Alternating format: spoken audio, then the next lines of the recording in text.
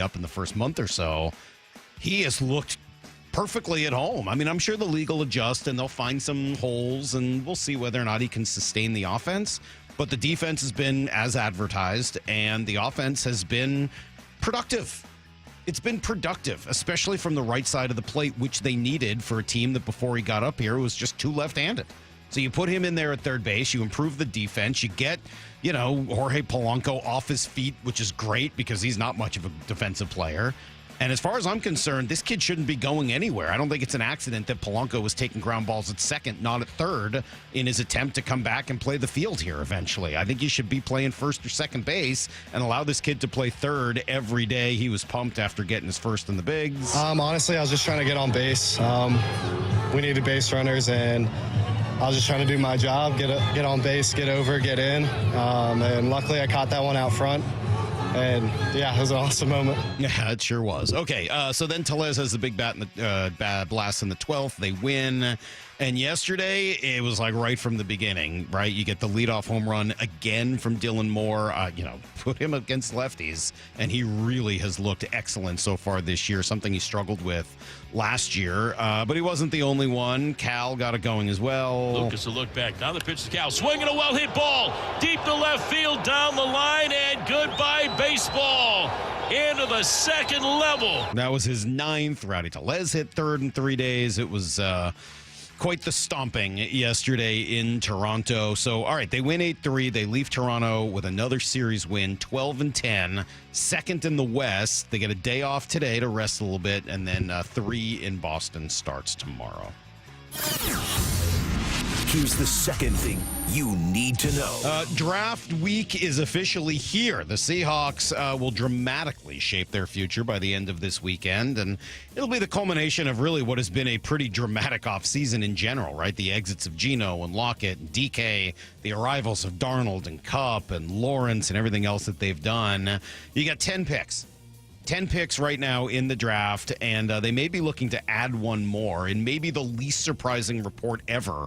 Brady Henderson and Jeremy Fowler combining to say the Seahawks are, gasp, open to trading Sam Howell? You don't say. Even after they acquired Drew Lock? Well, apparently, yes.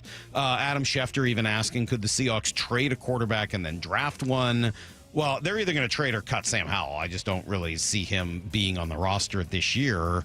The question is, do you draft somebody at some point here over the weekend? And John was pretty clear on Thursday that it's at least a possibility. It doesn't preclude us from doing anything in the draft either, and figuring out what's going on there. It's really like, okay, let's get this in the mix. Drew had other opportunities, so we figured we better wrap this up, kind of put a bow on it, get him in the building, and then, let's see what happens in the draft because, it's difficult to find that great fit at quarterback as you move through the process. So, yeah, really excited to have, all 4 of those guys, but, in particular to have Sam Howell and Drew kind of competing for that second spot's a pretty good deal for us. I suppose so. Meanwhile, every national draft, Nick, seems to just really think the Seahawks need a wide receiver and are going to draft Tetairoa McMillan or Matthew Golden. Jordan Reed had them taking Golden. Jonathan Jones, I was reading this morning at CBS, he had them trading up 2 spots to take Tetairoa McMillan.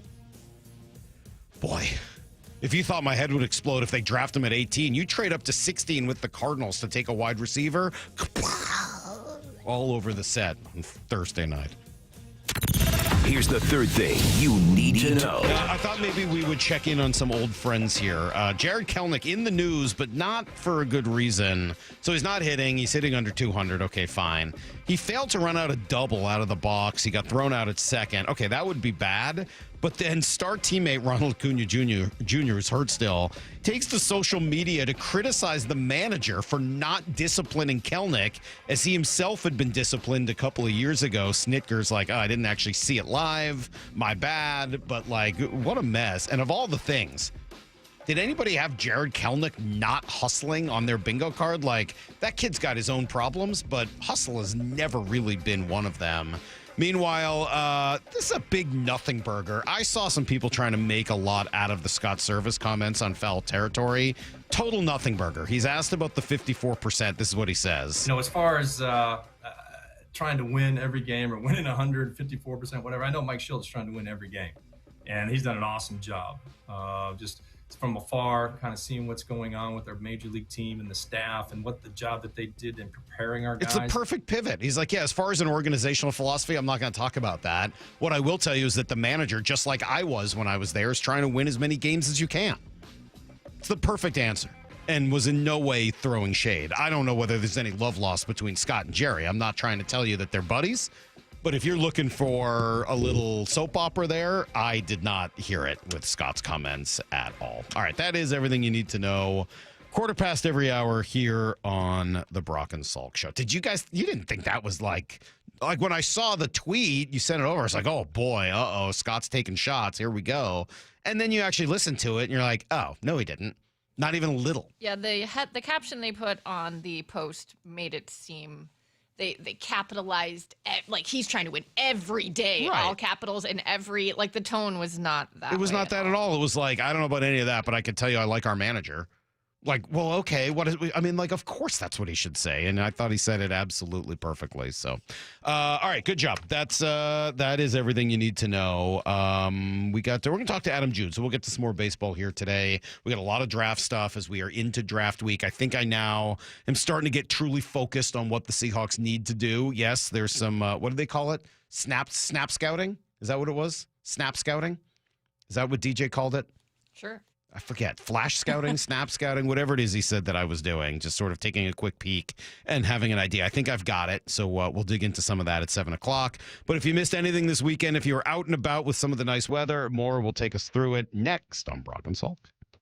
4th down territory. Going inside the game with former Cougs head Seahawks wide receiver Michael Bumpus. What's something people may have confused about what a run-heavy offense actually means? People think that they're just going to run the heck out of the football. We're running the ball 35, 40 times. That's not really it. I want people to think of a run-heavy offense as that's the first punch that's going to be thrown. And it's going to be thrown often. But there are days you spread them out and you just let it go because you feel like there's advantages in other places on the field. 4th down territory every day at 11:15 and 1:15 on Bump and Stacy.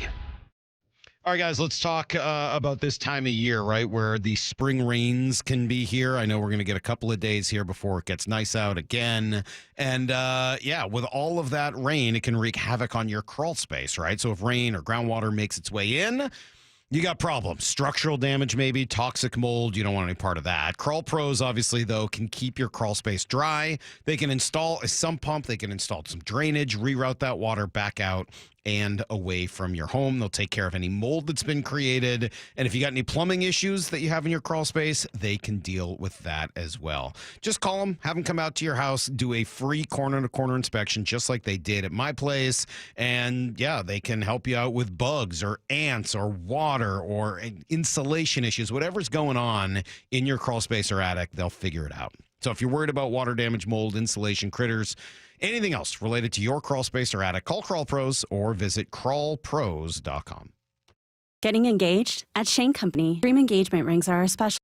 We have the most beautiful natural and lab-grown diamonds, hand-picked in every price range, ready to compare side by side. Shop online at shaneco.com or in store. Shane Company, your friend and jeweler. At Cressy Door, we have the perfect garage door for you. Come visit our brand new garage door and fireplace showroom and let our experts help you find the perfect garage door. Cressy Door. Washington is leading the way in car theft reduction. Car theft dropped by 32% from 2023 to 2024 in our state, but there's still work to be done. Help keep your car safe with these simple and important tips. Don't leave your car running unattended. Park in well-lit areas. Lock up every time. Keep valuables out of sight. Use an anti-theft device like a steering wheel lock. Prevent the theft and keep you and your vehicle safe. These tips are brought to you by the Washington Auto Theft Prevention Authority. With Progressive Customer Service, there are lots of ways to connect with us, so you never have to miss a second of your favorite sport. Because you'd much rather watch a ball go through a net 124 times in 48 minutes when you don't really have to pay attention until the last two, and then somehow those 2 minutes will take an hour. You don't want to miss all that. Luckily, you can chat with Progressive on our app, online, or over the phone without missing a single one of those times the ball goes through the metal circle. Progressive Casualty Insurance Company, affiliates, and other insurers. Not available in all states or situations. Vivid Seats is your ultimate destination for basketball and hockey this season. With a game-changing rewards program and an unbeatable selection of tickets, they make it easy for every fan to watch their favorite teams and players in action. Catch every one-timer and buzzer-beating 3 live and in person from your favorite seat. Plus, every ticket is backed by a 100% buyer guarantee, giving you peace of mind with every purchase. Don't miss out. Visit vividseats.com or download the app today. Vivid Seats, the official ticketing partner of ESPN. Safety comes first. When money is tight, don't neglect maintenance on your vehicle. Keep it safe. At Bucky's Complete Auto, we have you covered with available financing. For over 50 years, Bucky's Complete Auto has been servicing and repairing cars and trucks with modern-day technology and good old-fashioned customer service. There's a Bucky's just about everywhere for oil changes, wiper blades, brakes, tire rotation, tune-ups, and factory maintenance. No appointment necessary and financing's available. Check Bucky's.com for the location near you. For Down Territory, going inside the game with Michael Bumpus. I like this. More quarterbacks should start doing this. Every day at 11:15 and 1:15 on Bump and Stacy. Hey, it's Dave Wyman with Dr. Mark Wagner, MD, from Seattle Sports and Regenerative Medicine. Dr. Wagner is hosting a free stem cell webinar this Thursday at 6 p.m. to explain stem cell therapy. I'm really looking forward to this live webinar to educate on how using your own stem cells can be an extremely successful method to help regenerate native tissue in rotator cuffs, meniscus tears, and reduce pain in osteoarthritic joints. And which joints have you seen good success with? Shoulders, elbows, hips, knees, even wrists and ankles. And in this live webinar, we'll tell you all about the procedure, how simple and safe it is using your own stem cells, and how we determine if you're a candidate. Dr. Wagner has performed over 20,000 stem cell procedures. Are you in pain? Join him this Thursday at 6 p.m. for the free stem cell webinar and learn all about this amazing procedure. Register now at drmarkwagnermd.com. That's drmarkwagnermd.com. There's a sink at the brink and a drain that's a pain. Dayandnight.net. You got a pipe with a leak, water's reaching its peak. Dayandnight.net. Your old water heater, she's starting to peter. Dayandnight.net. The throne's not too well, and ooh, does it smell? Dayandnight.net. Have a clogged drain, water heater issue, or plumbing repair and wish you could get a second opinion? Maybe it's sticker shock or you'd like to know your options. Hi, I'm Bruce, General Manager of Day and Night Plumbing and Heating. Don't feel trapped. Do the smart thing and get a second opinion. Day and Night will provide you with a fair and honest quote, explain all your options, and help you with the right solution. Give us a call or visit dayandnight.net. I guarantee you, whether Day and Night is your first choice or smart second opinion, we'll work harder than anyone to earn your trust. Dayandnight.net.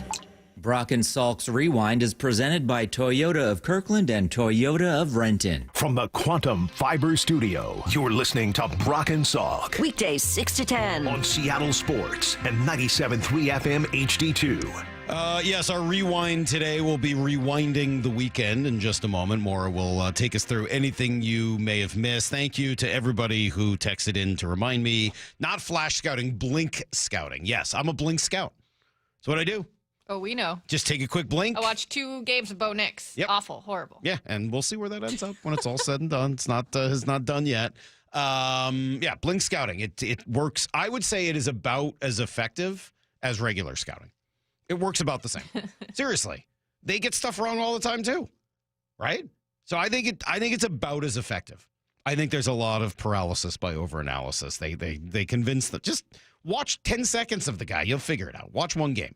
That's all you really need. Some blink scouting to get ready for Thursday. Maura, what went down this weekend? All right. Well, we'll breeze through Friday because that wasn't the most fun of the games the Mariners played this weekend. But on Friday, Ryan Wu was great. He went 7 innings, giving up 3 runs on 7 hits while walking 2 and striking out 4. But the Blue Jays managed to get some traffic on the bases early and took a 3-1 lead on an Alejandro Kirk single that scored George Springer in the 4th.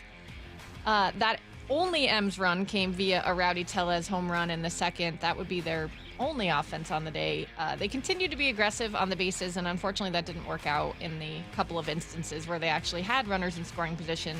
Rosarena got caught in a rundown between 3rd and home, and Tellez got caught trying to advance on a fly ball in the 5th. Dan Wilson spoke about their aggressive nature after the game? I mean, the guys being aggressive, no doubt. Credit the kid in right field as threw the ball pretty well from right field. Got us a couple times, and that's tough. And had a couple opportunities there that he was able to shut down. But we just got to be smart about our aggression. It's a hard line to walk, right? Well, it shouldn't be that hard for Rowdy. It really shouldn't be. I mean, he was thrown out by 10 feet. Like, that shouldn't have been hard at all. Yeah. He was out the moment that guy caught the ball, and he decided to take a step towards third base. It was just bad base running. In general, I understand that they want to be aggressive. That should not rub off on Rowdy Tellez. It just shouldn't. Like, you're slow. Don't be a part of that. Sure. I don't understand. That shouldn't be complicated. That's their job, not your job. Like, their job is to be aggressive. Your job is to plant your butt on second base and not run and keep hitting home runs like you did the last, 3 games. Yeah. Here's what I would say. You said that Friday wasn't all that much fun. You're right. It wasn't. They lost. I would submit to you that the way they lost on Friday helped them win at least on Saturday, if not on Sunday. And That's saving the bullpen. Yeah, not just saving their own bullpen, which they did, right? They needed it. You come in after the 12-inning game in Cincinnati. Everything's sort of weird, right? And Brian Wu goes 7. Was he great? No, it wasn't his best outing, but he goes 7, gives up 3 runs, and the only guy you have to use is Casey Lawrence for 1 inning. Maybe more important than that, you keep it close. You're within 2 runs the entire game, which means that the Blue Jays, who are coming off of an off day, need to use both Jimmy Garcia and Jeff Hoffman in the 8th and 9th in order to close the game down. Both those guys are then not available to pitch the next day, and you win in 12. We'll get to that one, obviously, here in a moment. But I'm pretty sure those things are connected. I'm sure if you're John Snyder, the Blue Jays manager, would have been nice to have Garcia and Hoffman, your 2 best relievers, available on Saturday in what turned out to be just as close a game, or in fact closer than the one on Friday. Maybe he blew it by using those guys, maybe not. I don't know. But I would say that, hey, sometimes you lose 3-1, you lose the battle, but it helps you win the war over the course of the series. And I would say this is definitely one of those cases. That's a good point. Saturday, Toronto took the early lead after Vlad Guerrero Jr. hit a double off of Logan Gilbert in the first, and Anthony Santander drove him in with a single. The M's finally got on the board in the 5th when Williamson singled, JP walked, and Mastroboni had a sacrifice bunt. Cal Raleigh's double gave them a 2-1 lead, but there was some controversy after the 4th when Jose Barrios kind of got into it with Cal as he was walking off the field. Apparently, he thought that Cal was tipping pitches. This was what Barrios had to say after the game. I want to let him know, I know what he's been doing. I don't thought the bench is gonna be go out, but between hitter and I, it's a war, and I'm there by myself, and I know hitter can take advantage from many people. So like a pitcher, I can't let that happen. I know they would still doing it, but we are competing, and I be caring about my family, feed my family, so that's why I react like that. What? I'm trying to feed my You're family. taking food off of my table. I don't know. I don't know. I don't know about all that. He's not stealing signs, right? Because there are no more signs. So what are you upset about? I don't know that I fully. I mean, after the game, their manager Schneider said he thought he was doing it too, but he's like, it's part of the game. You have to expect But it. what is he even stealing? There's no signs to steal. I think they were saying that he was reading things that he was doing for certain pitches and relaying them. But you would think that if that would happen, then you would just tell everybody about it, and then they can look at the same damn thing themselves. Why do they need you to do that? If it's a pitch tipping thing and not a sign stealing thing, you don't need to be on base for that. That whole thing is bizarre. Stop tipping your pitches. Why are you blaming Cal? Yeah, I mean, there must be more than that. He must think it was something beyond just tipping his own pitches, right? That's weird. I don't know if it was, because again, it's not an Astros thing. This isn't your. Well, no, but I mean, it used to be, right? Like, you got guy at second base would be peering in, looking at the signs and relaying them back to the guy behind the plate or at the plate, and pitchers would get mad about that you're not really supposed to do that. And okay, fine, sometimes you get plant one and change up your signs, but in a modern, maybe he uses signs and not PitchCom. If so, that's on you. Use PitchCom like everybody else, and you don't have to worry about that. Very strange. Honestly, very strange. Well, here's what Cal had to say about it. He mostly downplayed it. I mean, if you just look at the results, Rowdy was way off balance, so I didn't have the pitches, but that's just how it is. If I'd want my pitchers doing the same thing. If somebody thought they were tipping, I want them to say something. So it's just how it is. Competitive baseball game. People are right in the heart of it. So. Okay. I also would have had a little more understanding for Barrios saying the thing about feeding his family if he hadn't signed a 7-year, $131 million. Oh, he's trying to live up to that for his family so that they can eat, I guess. I don't know. Yeah, that didn't work very well. All right. Well, whatever. It was nice to see a little bit of sandpaper, a little bit of rough business between the two teams. I don't think it'll go much of anywhere, but. Well, it's funny to hear Barrios say, I didn't think the benches were going to clear over it, but as Angie pointed out on the broadcast, if you're going to go after anyone on the team that's going to cause that to happen, it's going to be Cal. Everything makes the benches come out. I mean, if you're gonna, if there's any sort of confrontation, damn well that's going to happen. Oh, okay. So they're claiming he was relaying location of the pitch. Yeah. That sounds like it's actually more in the catcher. Well, go blame your catcher for not doing a great job of faking people out with that. Go have a conversation with Kirk. Sounds like it's his problem. All right, the Blue Jays tied it up in the bottom of the 5th, then took the lead on a Bo Bichette single in the 6th. But in the 7th, Ben Williamson, the kid who was brought up for his glove and not his bat, recorded his 5th hit in 5 games, and this one left the park. The 2-1. Swung on, blasted, left field. This one is on its way. It is goodbye. He flies the bullpen. First big league home run for Ben Williamson, and he obliterated it. Ben Williamson, #1. Liftoff here in Toronto, and this game is all even. 3-3 the score. It has been, I think, what no one expected, the way that he has come up offensively. I would tell you, I think that was the biggest hit of the weekend. I think that was the biggest hit of the weekend. I don't think they win that game. I don't think they ever tie that game if he doesn't do that. He ties that game up, forces them to the 10th, 11th, eventually 12th. Rowdy, obviously, Randy both came through in the 12th inning, which was great. But I don't think you get there if it's not for the Williamson home run, arguably the biggest hit of the weekend. Well, he wasn't even killing it in the minors before he got brought up offensively. No, he's just been okay. He's just been steady. He's been kind of the same as he is here in the major leagues. A little overmatched, but doing the best he can. And I don't know, after that game, he was hitting 250. I think it's back down after an 0 for 3 yesterday. But just a quick question. What'd you think of Bo Bichette this weekend? We spent a lot of time talking about him as a potential Mariner acquisition. What'd you think of Bo?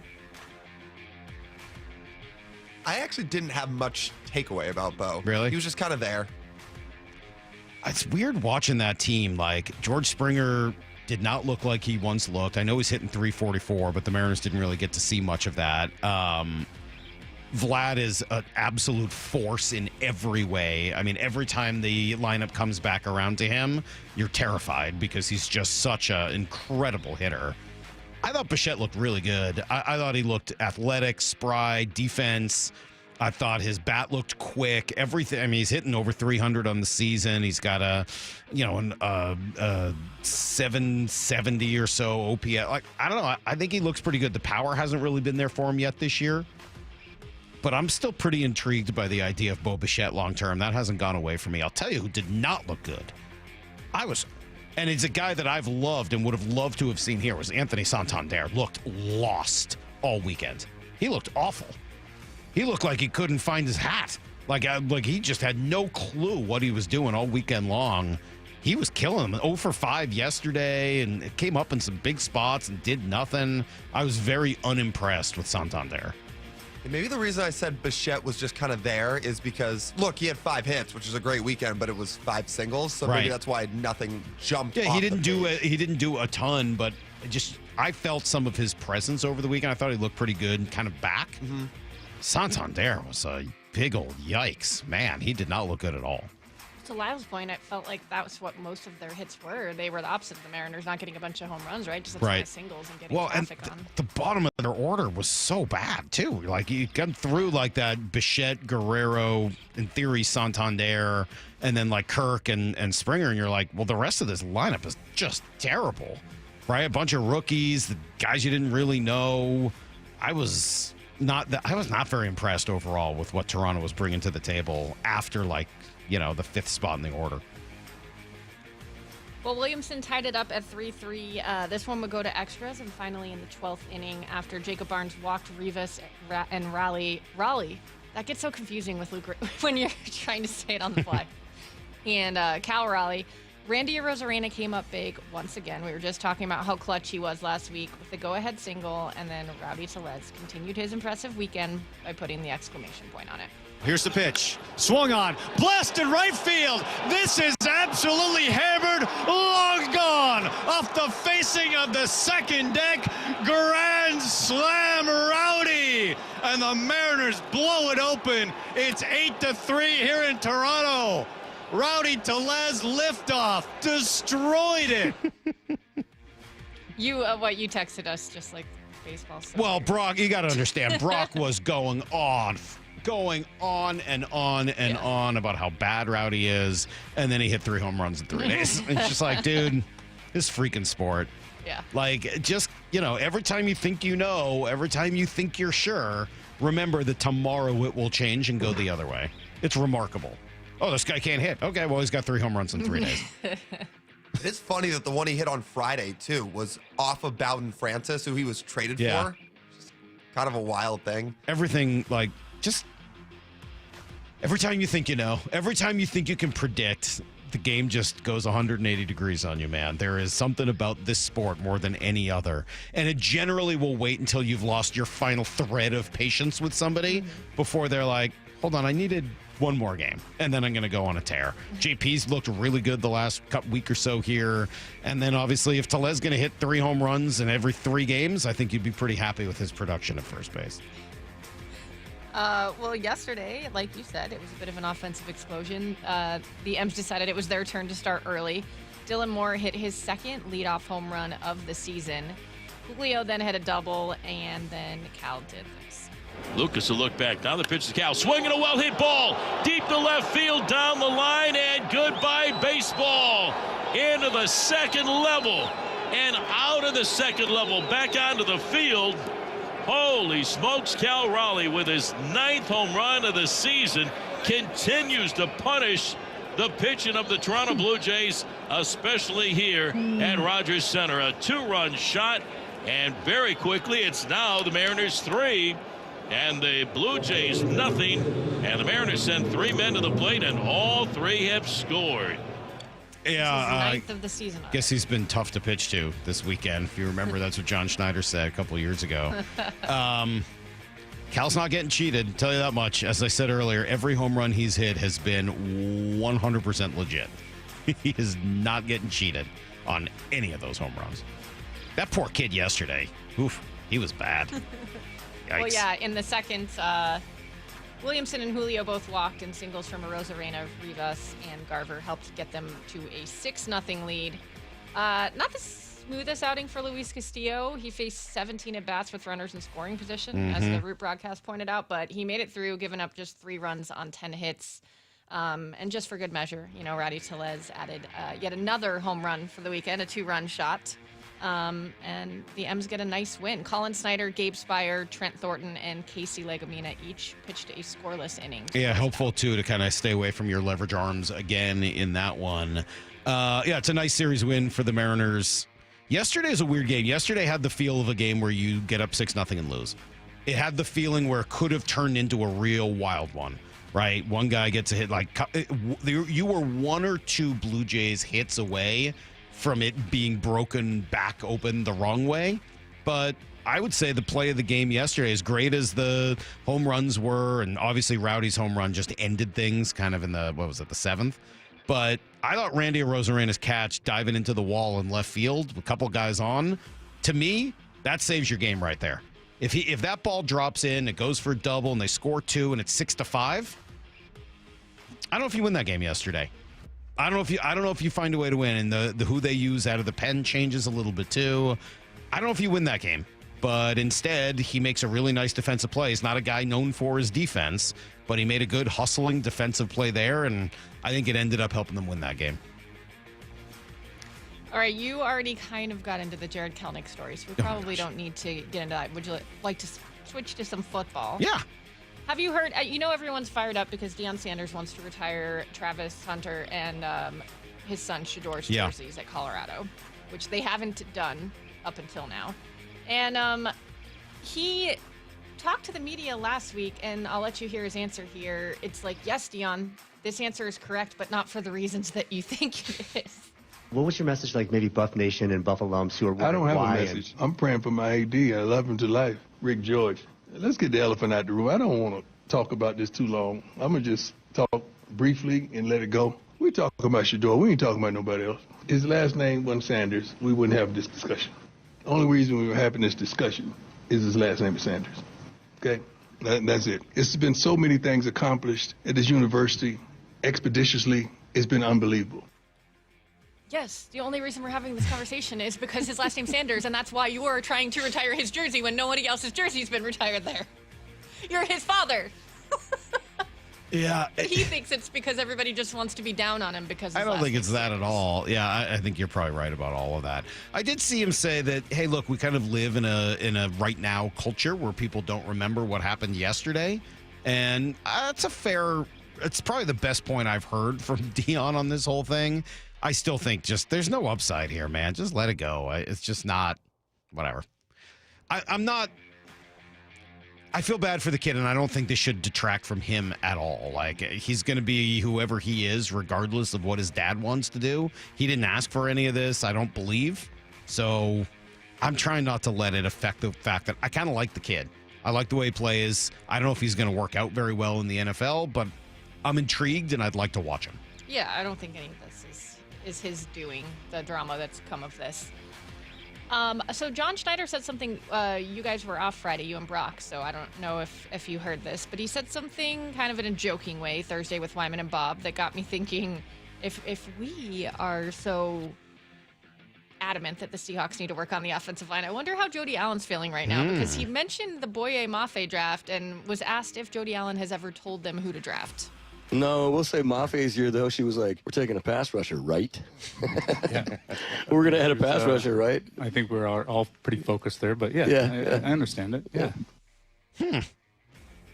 I don't think he's joking at all. That doesn't sound joking. Sounds pretty serious. Well, yeah, that's what I'm saying. So if that year where, yes, I think people thought a pass rusher would be good. Right. She's like, we're doing that, right? I think this year it's the most glaring need that they've had yet. Ever. You would think that there might be a little pressure from her. It's the most glaring need they've had in over a Fixing the decade. O-line, right? Right. We're going to That's have where I somebody would to think it was. block, right? John? John Wright? You're going to have somebody block? John? Hello? That's funny. I didn't hear that. I missed that. That's great.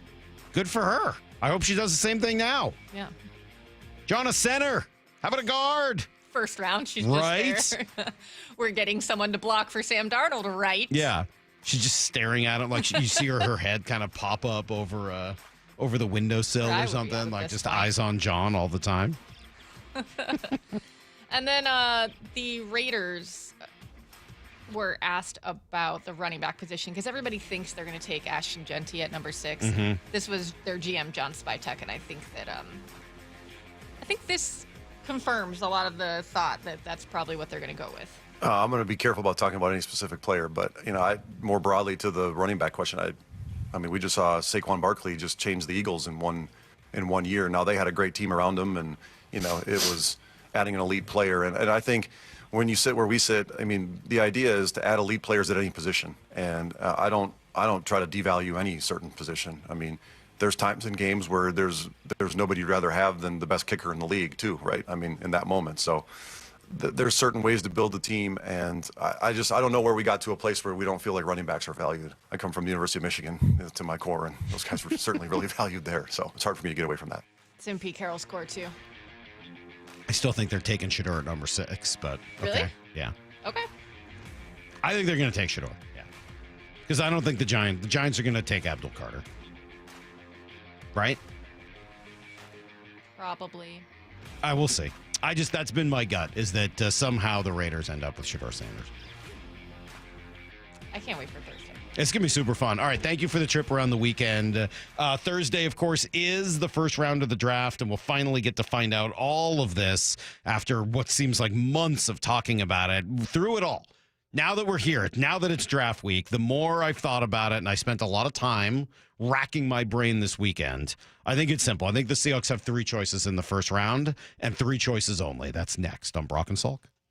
The 2025 NFL Draft. The first real opportunity for Mike McDonald to build this team in the image he really wants. With 5 of the first 100 picks. Are you kidding me? What are the biggest needs? It might be too early to take a guard in the first round. And nobody is taking you deeper inside Seahawks HQ on draft day with General Manager John Schneider live at 4 p.m. What you do here matters. Thursday, only from the home of the Seahawks, Seattle Sports. Yeah, I have a ton of really memorable customers.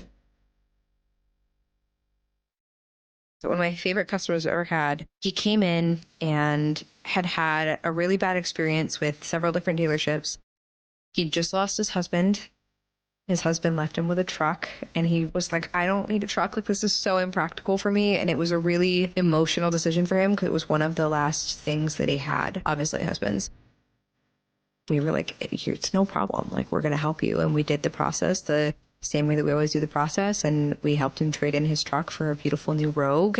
And that was really cool. And he bought his second car from us. And I'm sure when he needs a third car, he'll come back and buy his third car from Nissan too. Afterwards, to thank us, he sent us this beautiful basket of like candies and fruits and stuff. Making a great day for the people around you is making a great day for yourself. The LJ way is the Lee Johnson Auto family. Goodbye, winter mud. Hello, dream yard. Spring is here. Synthetic Turf Northwest has you covered. No more soggy lawns or weekend yard work. Just green, clean, and ready for backyard barbecues, wiffle ball, or kicking back. Synthetic Turf Northwest, the area leader in synthetic grass, residential and commercial installs, plus turf supplies out of our Woodinville warehouse, and soon in Fife, right off I-5. Mention Seattle Sports and save up to $1,000 off your project. Visit syntheticturfnorthwest.com today. Bull riding, the perfect fusion of strength, skill, and pure willpower. It's the PBR Tacoma at Tacoma Dome, Saturday, April 26th and Sunday, April 27th. Tickets available at Ticketmaster and PBR.com. Jaden Schwartz for Techline Roofing. The ice may have melted, but spring is the perfect time for a new roof. Call Techline Roofing. Take advantage of our easy financing and our spring special. That's TEKLINE roofing.com. Did you hear? A recent stash of $10 gold Liberty coins from the 1800s has been found. These gorgeous gold coins are as bright and shiny as the day they were struck in the late 1800s, and less than 200 of these gold coins are available. Coin experts are calling this gold find an incredible opportunity. Call 1-800-917-4635, and you are guaranteed a $10 gold Liberty coin minted by the U.S. Mint in the 1800s. But with extremely limited availability, you must call now. These gold Liberty coins from the 1800s are still in uncirculated condition. That is history you can hold in your hand. To learn more, call 1-800-917-4635. Call now and you'll receive a free American Coin Collector's Bonus Package, a $40 value, free with every order. Call 1-800-917-4635 now to secure your $10 gold Liberty coins dated from the 1800s before they sell out. That's 1-800-917-4635. Welcome to Staples. Hi, I hear Staples prints it all. Oh, you bet. Posters, banners. Can you print it all for Mother's Day? Oh, of course. Photo gifts like canvas prints, photo puzzles. Can you print it all for graduation? Sure can. Custom cards and invites. Can you print a huge banner with the grad's picture? Oh, definitely. Even an embarrassing baby picture? Oh, those are the best kind. I know, right? Print it all for moms and grads at Staples. And right now, get 40% off custom cards, invites, and photo gifts. N75 exclusions apply. Visit staples.com/print for details. What up, fellow Gen Xers? Elizabeth Banks here. As the original Latchkey kids, we took things into our own hands, like house keys and video game controllers. And now it's time for us to do it again, because the recommended age to get vaccinated against pneumococcal pneumonia has been lowered to 50 and older, even if you're healthy. We're at over 6 times greater risk compared to adults under 50. So go to vaxassist.com and schedule. Gen X, this is our shot. Sponsored by Pfizer. Evan Cohen here. Picking a place to build a life is a lot like selecting a draft pick. Make a decision that will set you up for long-term success. Pick Wisconsin. In Wisconsin, you'll find dynamic career opportunities, beautiful seasons, affordable living, and legendary weekends. From its high quality of life and great schools to its fine arts, culinary, and pro sports scenes, Wisconsin gives you so much to look forward to. That's why you should pick Wisconsin. Learn more about making Wisconsin your home. Visit pickwisconsin.com. A great lawn is like a great sports team. It takes expertise and a little extra care to really stand out. That's where True Green comes in. They're the official lawn care treatment provider of the PGA Tour, so they know a thing or two about keeping grass looking like a fairway. It's more affordable than you think, and they'll even match any competitor's price. Plus, True Green backs it all up with a satisfaction guarantee. Head to TrueGreen.com today. Let the pros do the work while you sit back and enjoy the results. Let's go! This is Seattle Sports. Streaming through the Seattle Sports app. KIRO AM Seattle. KIRO FM HD2 Tacoma. Home of the Seahawks, Mariners, and everything Seattle sports. This hour of the Brock and Salk Show is powered by Star Rentals, preferred supplier to the West's best contractors. Give me a freaking auto! From the Quantum Fiber Studio, this is Brock and Salk on Seattle Sports. Brock Ewert is my hero. Jay Buhner just punched me in the kidney. We're going to excuse you on the interview. Doesn't really work that way, Sherm. This is a show that has my name on it. It kind of does, though. Now here are your hosts, Brock Ewert and Mike Salk. Morning, buddy. It's draft week. It is draft week. We're getting ready. Thursday night, first round. We're finally going to find out what the heck is going to happen here and all of these little twists and turns and time spent in the fog of spring and everything else that DJ's mentioned to us. Brock is finally going to come to fruition on Thursday night. And it's going to be beautiful in Green Bay. I didn't look at the weather. I should have probably done that before I said it's going to be beautiful. It's going to be remarkable. In Green, you ever been to Green Bay, Wisconsin? Never been to Wisconsin. One of two states I've never been to. What? Yeah. You've never been to Wisconsin? Never. Wisconsin and Alaska. Those are my two. I got to get really? there. That's it. That's all been you got to the left. other 48. Good. I think I got Maine. I think Maine's the only thing I got left on my list. So Green Bay is a special town. Obviously, it's kind of like a college town where the stadium just is the central focus. When you fly in, when you see it, it's almost like the temple downtown. Like everything, the Mecca, everything resonates from it. And they're going to have so many places to do the draft, and they built all around it. I mean, it's going to be just such a cool experience. And the Seahawks are going to be pretty front and center, man. Yeah. 5 picks in the first 92. Well, and as probably we sit here right now. They have 10 picks now. Seems like it might be 11 if anybody has any interest in Sam Howell whatsoever. All right, so Brock, I thought about it a lot this week, and we had the extra day. You and I were both off on Friday. Thanks to Mike Lefko for hanging out and filling in, and Lyle and Mora for stepping up their game and everything else. So appreciate all of that. Thank you all. I thought about it, Brock, during my time. I think the Seahawks need to do one of three things in this order. Okay. Choice number one: trade up and get Jalen Walker. Okay, are you putting this on your note card and in your pocket? Like I'm saying this with my chest today. You're saying it with your chest. Yep. If you have the opportunity, we're here. We're to the week of. If you can trade up for Jalen Walker, now a lot of the mocks have him going number 8 to Carolina. Yes. And if that's what happens, this is unfortunately probably out the window because I don't think you're going to get from 18 to 8. But I think that I feel this way for a couple of reasons. One, of all the years to trade up, this might be a good one. Because there aren't a lot of quarterbacks that everybody is trading up for, I think there will be a lot of teams willing to trade back. So if you have the opportunity to go from 18 to 13, 18 to 12, 14, I don't know what the exact number is. It's probably not going to be all the way up to 8. But if you have the opportunity to do that and get elite at the edge, you should do that. Yeah, I think DJ would say to you, will probably say in his media workups this week and into even Thursday on that set with our buddy Joel Cloud, who I will try to work to see if we can find a way to get him on tomorrow. Okay. I think he's going to say that's probably a possibility, Salk, and not necessarily Jalen Walker, but for one of these stars, because this is a draft of starters, not too many stars. And I think it's worth it if you have the opportunity to get a star at the edge. Yeah. And DJ told us last week that Jalen Walker was in a different category. I don't want to see them, drafting a guy who's of the same ilk as Boye Mafe and Derek. Like, you've got that.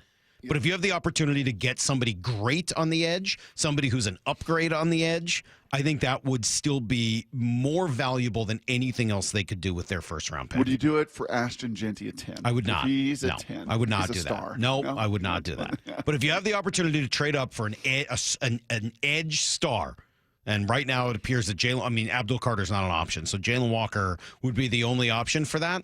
That, to me, would be their number one goal. That's what I would like to see them do more than anything. But I grant that it's very much, out of their hands. If he goes number 8 to Carolina, and you're not giving away not much next you can year's do. First for that, right? No. You're not going crazy on that. Exactly. So, can you do 18 and a third in order to get up to 13 or 14? If it's something like that, yes. If it's going to be, hey, you start giving up more first-round picks, no. No. So I said that I grant you, and maybe that's because that word is on my mind. I think the second best thing you do in this draft with number 18 is draft Kenneth Grant.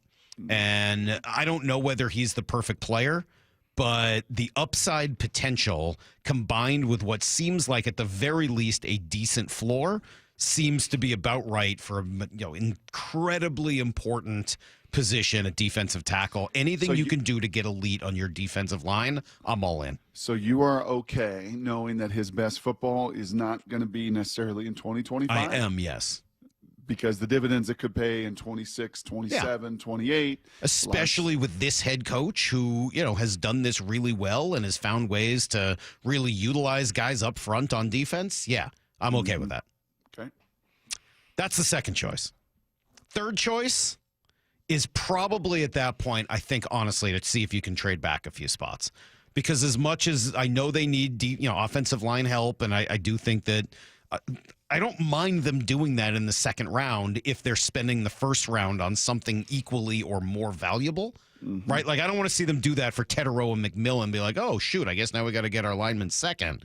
But, like, if it's for an edge player, if it's for a defensive tackle, fine. Those are positions that you got to draft in the first round. And then if you can get a starter or two in the second round, fine.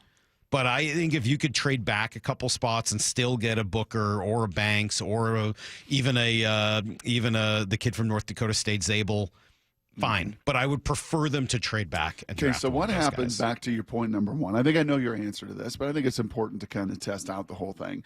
What happens to point number one if this draft goes a little funny, like the markets can go funny, like drafts can go funny, like last year's draft went funny, and you were able to get basically your number one defensive player because it was all QBs and tackles and everything else?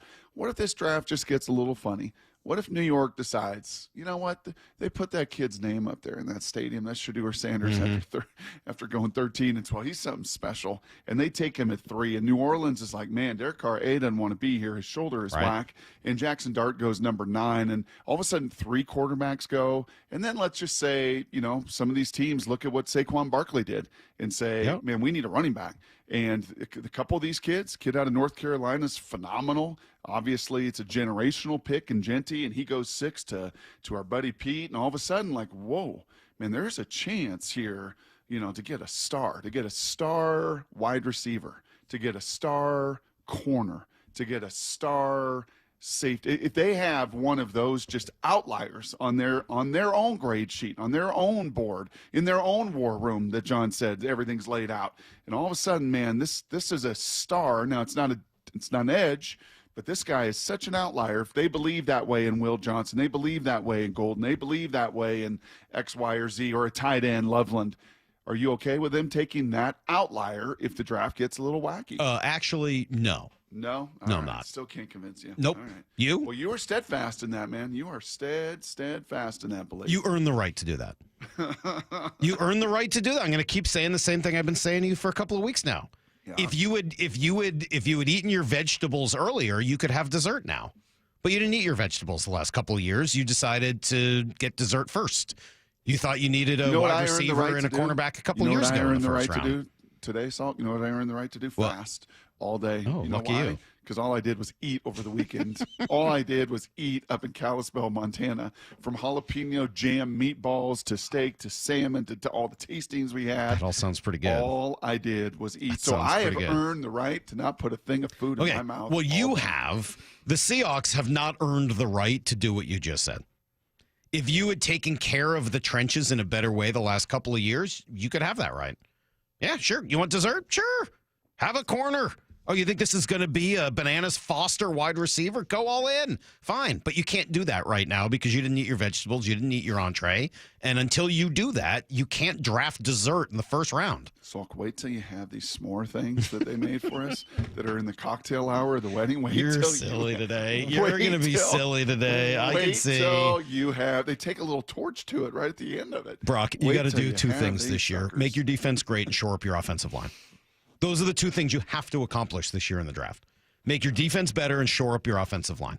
Those are your priorities. Then you can think about cornerback and tight end and wide receiver and other needs that you have on your team. But your two things you have to do this year in the draft: make your defense better and shore up your offensive line. That to me is like priorities A, B, C, D, and E. And once you've accomplished that, go do everything else. But if you're not going to make your defensive front seven great, and you're not going to make your offensive line decent, then everything else is a complete waste of time and energy to me. Do you know how you're going to earn the right to dance so well at the reception?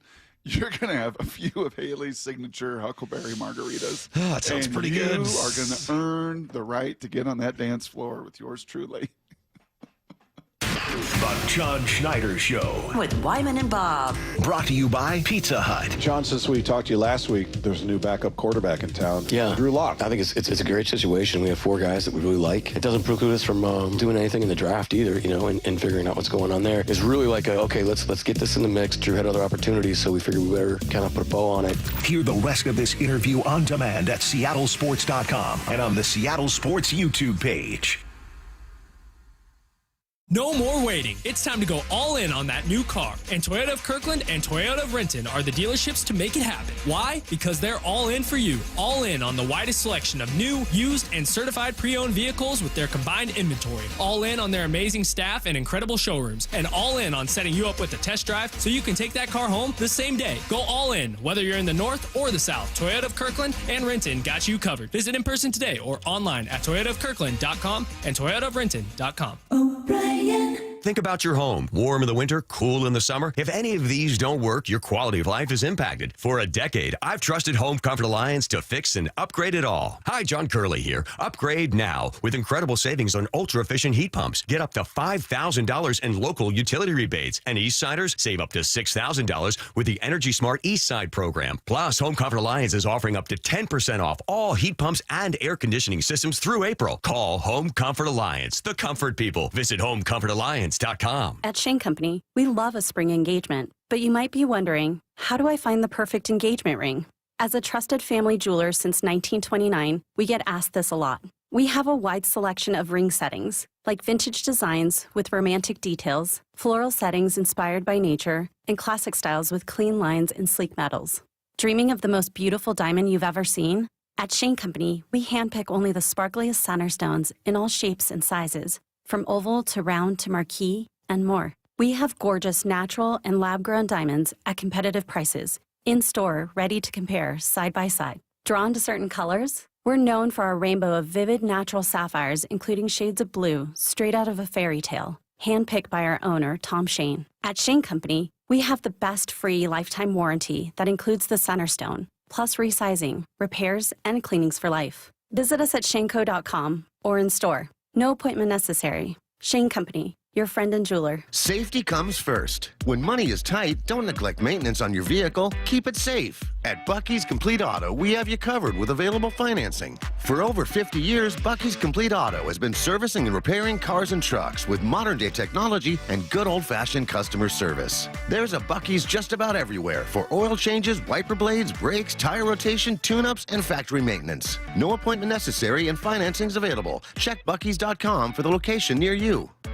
Go from daydreamer to industry leader with Amazon Business. From office supplies to IT essentials, Amazon Business provides tools that help you save costs and make insight-based decisions. Learn how to bring your visions to life at amazonbusiness.com. Check engine or ABS light on? Take the guesswork out of your warning lights with O'Reilly Veriscan. It's free. Ask for O'Reilly Veriscan. O'Reilly Auto Parts. Barbecue season is back. Hey, it's Ellen. And this is Sarah Beth. And a little thing we love about the Chick-fil-A Smokehouse Barbecue Bacon Sandwich is that zesty barbecue sauce. I love that it was a little sweet, a little tangy, and with the mac and cheese, I feel like I tasted the brown sugar bacon first. It was the absolute best combination. Pro tip, 3 sandwiches are always better than 1. Order the Smokehouse Barbecue Bacon Sandwich and our Coca-Cola on the Chick-fil-A app for a limited time. Real guests paid for their testimonials. We are Seattle Sports, the home of the Seahawks, Mariners, and everything Seattle sports. Watch your favorite show live at seattlesports.com.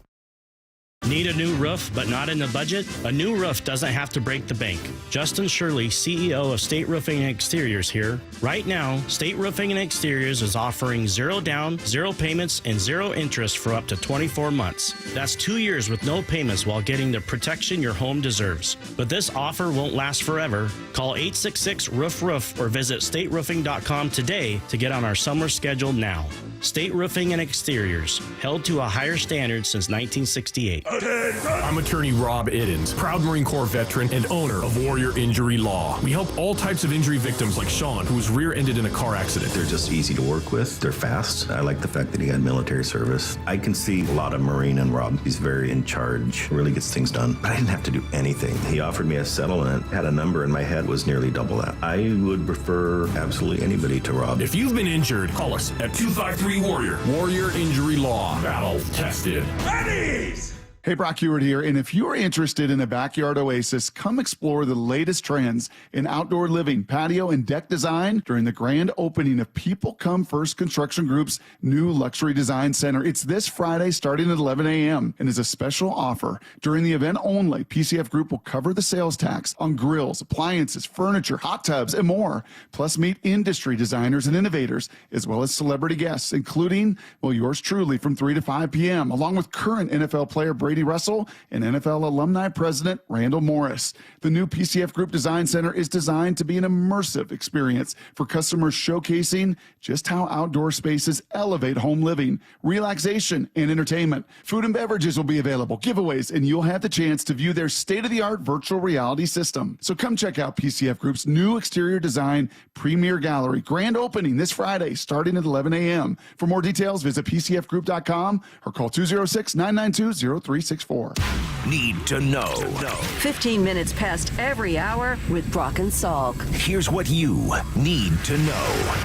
Up first. Quite a weekend for the Mariners, Brock. They win their 4th straight series, 2nd in a row where they've dropped the opening game, so maybe even more impressive. And this was not necessarily heading that way as you came down the stretch on Saturday, but then the kid brought up for his defense had probably the biggest offensive play of the weekend. The 2-1. Swung on, blasted, left field. This one is on its way. It is goodbye. He flies the bullpen. First big league home run for Ben Williamson, and he obliterated it. Ben Williamson, #1. Liftoff here in Toronto, and this game is all even. 3-3 the score. Obviously, Rowdy Tellez wins it with the huge grand slam in the 12th, but I don't know if they get there if it's not for the Williamson home run. Yep. Yeah, getting contributions up and down the lineup. Big reason why this offense, man, has been really, really good once they left San Francisco. A big reason why they've won 4 series in a row, 8 of their last 10, 9 of 12. It's just not one guy. It's just not Cal, who's been phenomenal. You know, you've sprinkled in some JP, you've sprinkled in some Williamson, you've sprinkled in Tellez, who loves hitting in Toronto as much as Cal does. Dylan Moore, every time you put lefty on the mound, he's been unbelievable. 5 home runs, all versus lefties. The whole thing has been pretty remarkable. They're hitting the ball out of the ballpark a lot. So then yesterday they kind of knocked the Blue Jays around. Poor Sapp, who came in to start, had nothing, and they knocked him around. They win 8-3, and so now you're 12-10. You're second in the West. You're a day off today. You got 3 in Boston that start tomorrow. Dan Wilson, really happy with the way the team's playing. Yeah, I mean, you know, they're willing to do just about anything. They're willing to lay it all out there, and they get the job done. We've been in a lot of these already here in April. A lot of close games, a lot of fights, a lot of dog fights till the end. And every time, you know, they give 100% all the way to the end. And, you know, today was one of those days where we just were not going to be denied again. And it felt very similar to how it felt in Cincinnati the other day in the extra inning game. It's a team that's got a lot of heart, and they play with it a lot. Yeah, I was saying earlier, Brock, they are confounding. It is very rare to win 2 games in the 12th on the road after failing to score in the 10th and 11th. Correct. Not easy. That's not a sustainable way to keep winning. But hey, if you can pull it off twice in 4 games, which is exactly what they did, all the more power to them. And we'll see what it looks like against the Red Sox starting tomorrow. Here's the second thing you need to know. All right, as we said, draft week is here. The Seahawks have their chance, Brock, to really continue to shape their future this weekend. It's been an already crazy offseason, right? The exits of Geno and DK and Lockett and the arrivals of Darnold and Kupp and Lawrence. So 10 picks. Maybe they get to 11. You think anybody takes Sam Howell off their hands as they would like him to? We'll see. I'll dig into that a little bit further in Blue 88. I think John talked a little bit about that QB room, and then what you're, I think, addressing is Brady Henderson and Jeremy Fowler over the weekend. A pretty clear report that, there were some teams last year interested in Sam Howell. I was shocked to hear that the Seahawks would be willing to trade him. Totally shocked. They wrote that, and I was like, oh, my God. What? They'd trade Sam Howell? They don't want 4 quarterbacks and maybe a 5th in their quarterback room? Strange. Totally crazy. It doesn't preclude us from doing anything in the draft either, and figuring out what's going on there. It's really like, let's get this in the mix. Drew had other opportunities, so we figured we better wrap this up, kind of put a bow on it, get him in the building, and then, let's see what happens in the draft because, it's difficult to find that great fit at quarterback as you move through the process. So, yeah, really excited to have, all 4 of those guys, but, in particular to have Sam Howell and Drew kind of competing for that second spot's a pretty good deal for us. Mm-hmm. Mm-hmm. Yeah, it's going to be a great competition. And we'll see what happens in the draft with other teams because I don't think the Seahawks are alone in liking quarterbacks in certain areas of this draft. And if you don't get that guy, could Sam Howell be a fallback option? Is he maybe moving to day 3 for a team? Yeah. Yeah, I keep looking at Jalen Milroe, man. I don't think you could do it in the first round, although I think Dan Orlovsky's trying to sell people on the idea today. Just that one great skill of being able to run the ball. We asked his coach, Kalen DeBoer, how good he was at it. He's elite. He's elite. And, we did a lot of things just putting him in the gun and trying to give him as many reads. And then sometimes, reads where, you give the ball to the tailback, but also there was times where we just, emptied the backfield and picked a side and, checked our numbers and let him go. And, he was as good as any running back, I've really ever been around just with the ball in his hands that way. He runs the ball well. He can throw the screens and the short passes for high completion percentage, and he throws a pretty good deep ball, right? Mm-hmm. Sounds like someone else who played quarterback here for a decade. I don't know. Feels like some clay to mold, and maybe why he got invited to Green Bay, Wisconsin to be a part of the NFL draft Thursday night. Here's the third thing you need to know. All right, we'll check in on some old friends, Brock. We'll start with Jared Kelnick. Poor guy. Not hitting. He's under 200. He's probably going to lose his job soon.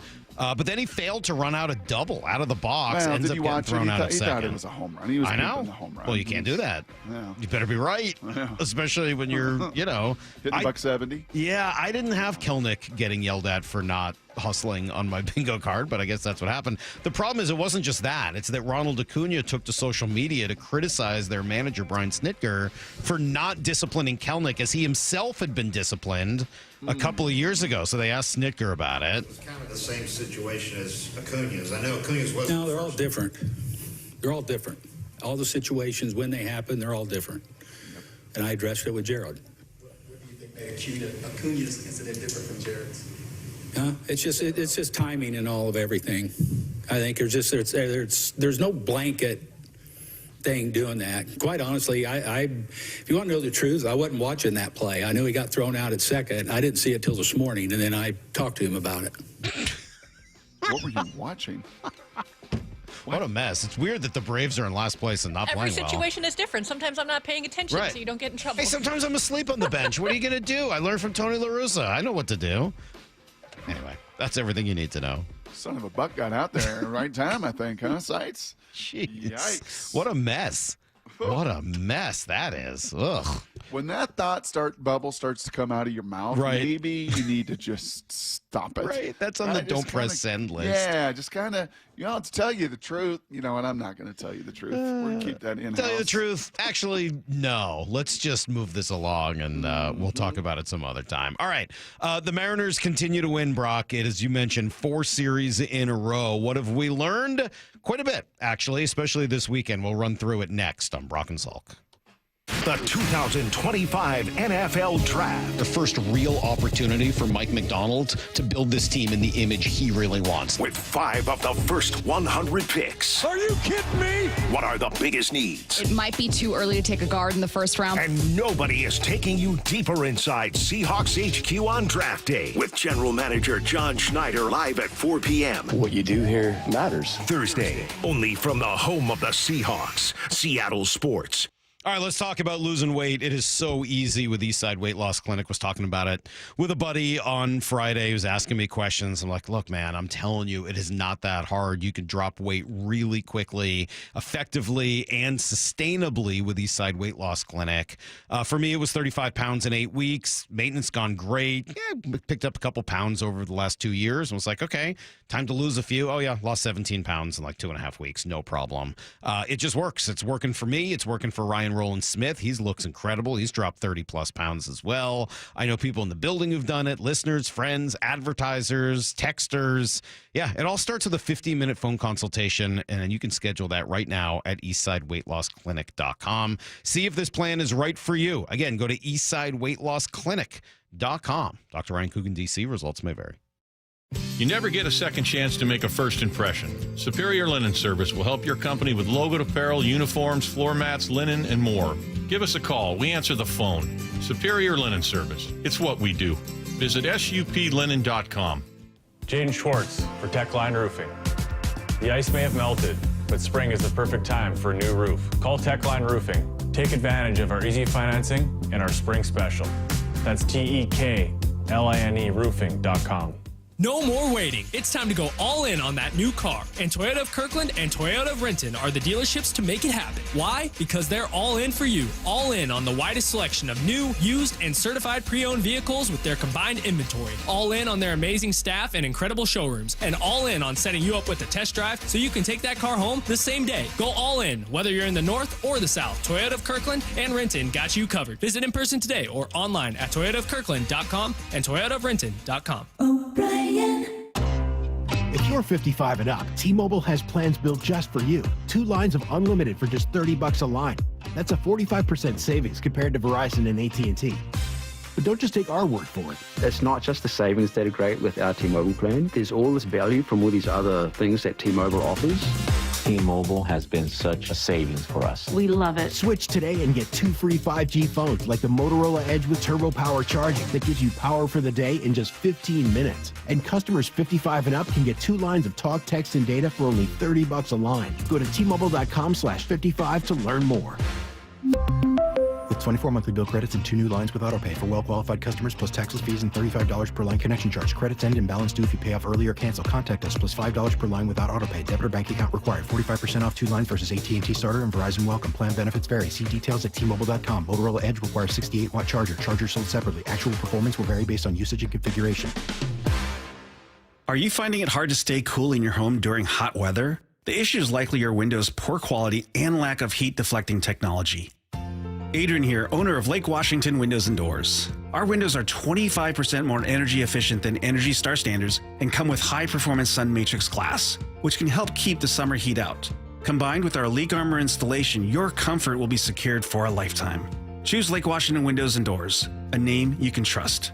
Visit lakewashingtonwindows.com.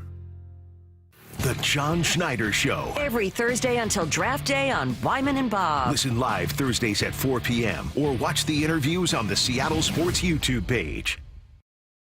When the heat's in 11, cool AC would be heaven.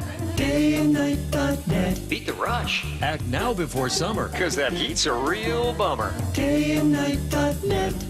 Even though our Northwest summers can be spectacular, there's always a long, hot stretch that makes everyone say, man, AC sure would be nice. Well, except for that one annoying friend who won't stop talking about how great his AC is. Hi, I'm Bruce with Day and Night Plumbing and Heating. You can stay comfortably cool when those hot temps arrive. This is the time to plan ahead and call us about installing a high-efficiency AC or heat pump. Or if you have an existing system, we'll come and service it. Make sure it's running efficiently and ready to cool when you need it. Before the summer heat wave. Keep your house cool and save. dayandnight.net. Save up to $4,600 on qualifying cooling equipment. Plus, no payments or interest for a year OAC. Don't sweat it out this summer. Stay cool with Day and Night. dayandnight.net. Hey, it's me, second base at T-Mobile Park. In my view, it's pretty sweet. I can see the big dumper flashing his platinum glove, firing a perfect throw right at me. Here comes the tag. Oh, got him. Another strike him out, throw him out for Cal Raleigh. Then there's Julio, stomping on me on his way to a stand-up triple. That dude is unreal. Swinging a line drive, Julio round to third with a 2-out, 3-run triple. And JP, smooth as silk, snaring line drives out of thin air. And he takes a hit away! Come check it out for yourself. There's nothing like being this close to the action. Although I'm still waiting to get invited to the wind dance. A base can dream. Mariners baseball. Trident's up. The Mariners are back in town this week, and you won't want to miss two great giveaways as they take on the Marlins. Score a City Connect captain's hat this Friday and a Moose Shoulder plush Saturday. Plus, grab value game seats as low as $10 Tuesday, April 29th and Wednesday, April 30th against the Angels. Get your tickets at mariners.com. From the Quantum Fiber Studio. This is Brock and Salk. Weekdays 6 to 10. On Seattle Sports and 97.3 FM HD2. Man, this team is nuts. Mariner team is crazy. It has been a crazy start to this season with all sorts of games that feel like they should have gone the other way. Some you win when you feel like you're going to lose. Some you lose like you feel like you're going to win. It has just been a very strange, befuddling start to this Mariner season, but ultimately pretty happy as they keep finding ways to win. They've won 4 series in a row. Find a way to win one game in Boston at least, and you got yourself a winning road trip here, which would be great. Some thoughts about the weekend, Brock. You mentioned this one earlier, and I'll start here. It really has been a complete team effort. They really have gotten those contributions and moments from just about everybody on the roster. Mm-hmm. And if I'm missing one or two people, okay, fine. But it feels like you kind of go around the diamond, and JP's now had a couple of big moments and has started to turn his season around. Rowdy has 3 home runs in 3 games. Obviously, Ben Williamson, we talked about the big home run that he had on Saturday that helps you win. Cal's been nuts. Even Garver had a couple of hits yesterday. Julio's had his moments. Randy's had his big moments. Yep. Dylan Moore's had his moment. You kind of go up and down this roster, and it feels like, obviously, Polanco was their best hitter for 2 weeks. Yep. They've all really found ways to contribute. Yes. Yeah. I mean, it's been the sum of all the parts. And then Cal has just been, one of the best players in all of baseball this month. And that torpedo bat just continues to stay absolutely. You say this month, but he started off terribly. I mean, honestly, his first 2 weeks were not really good at all. That was March. Oh, that was just March. Yeah, it was March. But you know what I mean? The first couple of weeks for Cal weren't great, and then the second couple of weeks were unbelievable. Uh-huh. Well, so, yeah, it's been the sum of all those guys. And the same thing out of the bullpen, man. Mm-hmm. It's the sum of all of those parts out of the bullpen. There's Vargas coming in with some big innings, and Snyder coming in, and Casey Lawrence up and down, and they pick up Spire, who has, other than one outing, has been absolutely nails. Mooney's it's just been the sum of all of those guys, especially, as you said, when you go into extra innings on the road, you don't expect to win going in the 10th, 11th, 12th. No, inning. If you fail to score in the first 2 innings and extra innings on the road, you should lose every time. That's right. But you didn't. Nope. You found ways to win. Scrap and claw and finish, and those guys are finding ways to get out of some of those innings. And, just a bunch of contributions from all 26 on this roster. Everybody's been a part of it. And you got to be careful, and I know you know this, but it doesn't make it any easier to remember you can't write people off 2-3 weeks into a season. I had a picture of the batting zone of one Rowdy Tellez when he was, I believe, 0 for 5 at this point on Saturday. 0 for 5. I think the average once again dipped under 100. And I was like, just for giggles, let me look at the heat map, the heat chart of Rowdy, and it was he had one spot.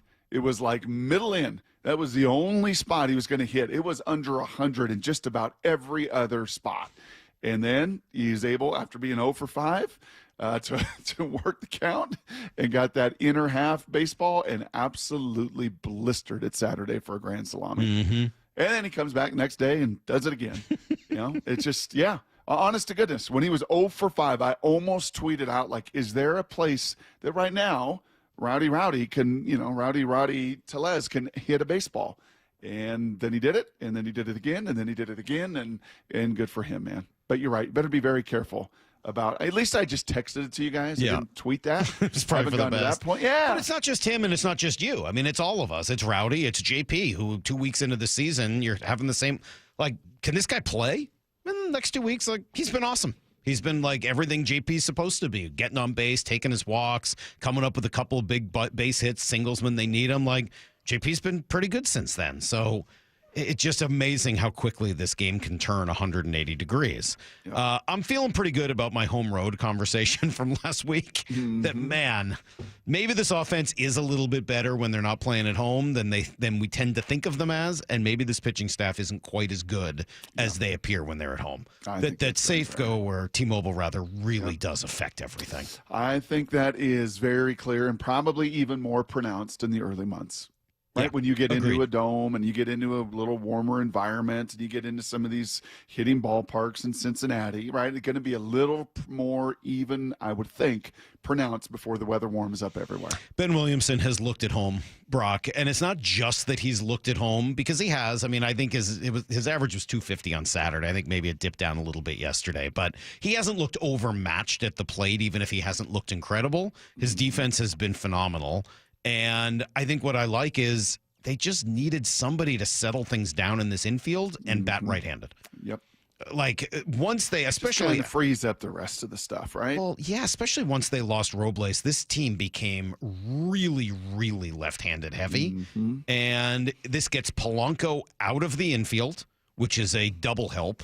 And it gets him in. Like, it's just kind of freed up the rest of the lineup. Just settles things down. Yeah, it's allowed Dan to make better decisions, I think, than he did in the first couple of weeks. And I got to tell you, like, I feel better with him in this infield than Ryan Bliss. And it's not a shot at Bliss, but I didn't think his bat was enough to kind of make it all work out. Williamson he's taken good at bats, and the defense and where he's playing just make the infield better. Did you see JP look at him after that 120-mile-an-hour ground ball that Vlad hit at him, and he stuck his chest and stayed down and then just got up and threw an absolute laser to first? JP just had one of those looks like, okay, kid. Yeah.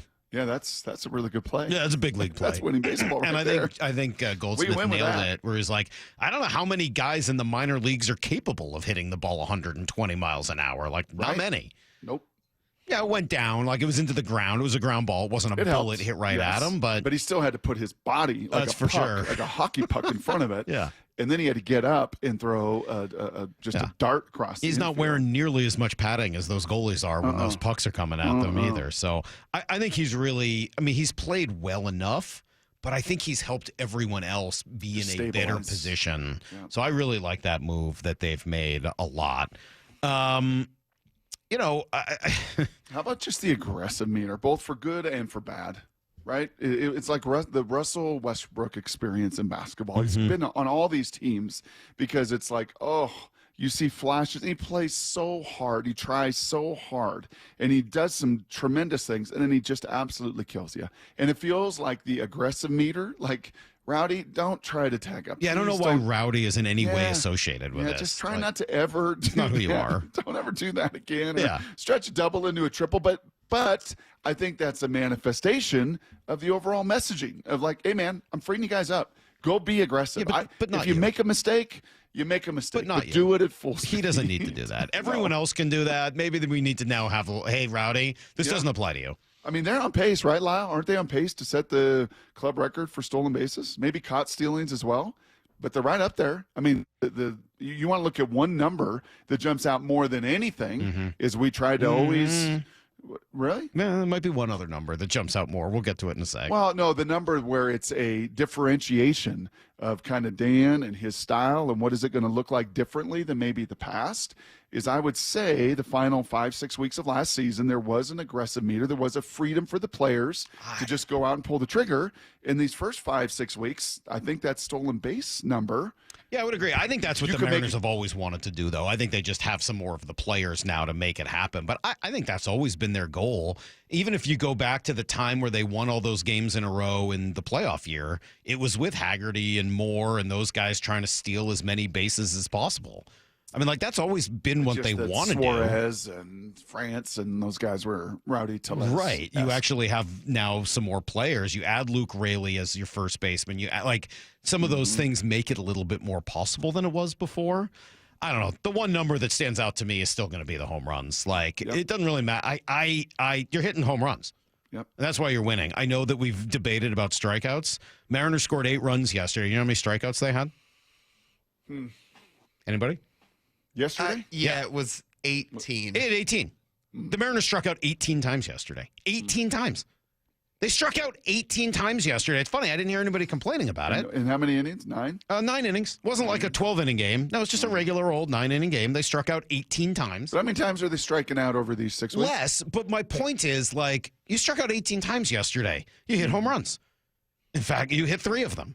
And that's why you won that game yesterday, because you're bashing the ball out of the ballpark. Mariners are top 5 in the league in home runs. That's why this offense looks good. Everything else has been kind of here nor there. I think Dan's done a great job. I don't necessarily agree with this. I mean, I think scoring runs is the name of the game, and we've been able to do that and do it fairly consistently here in the first couple of series on this road trip. I think this is. We want to be a consistent club, and right now, the long ball has been carrying us a little bit, but I think we've also been in these games where we've had a lot of close games late. The last game in Cincinnati, last night's game, where we've also had to put some at bats together, and maybe it's a walk, maybe it's something else that gets us in a good position. So, yes, we've been scoring some runs on the home run, but we've also been doing a lot of little things outside of that as well. Kind of.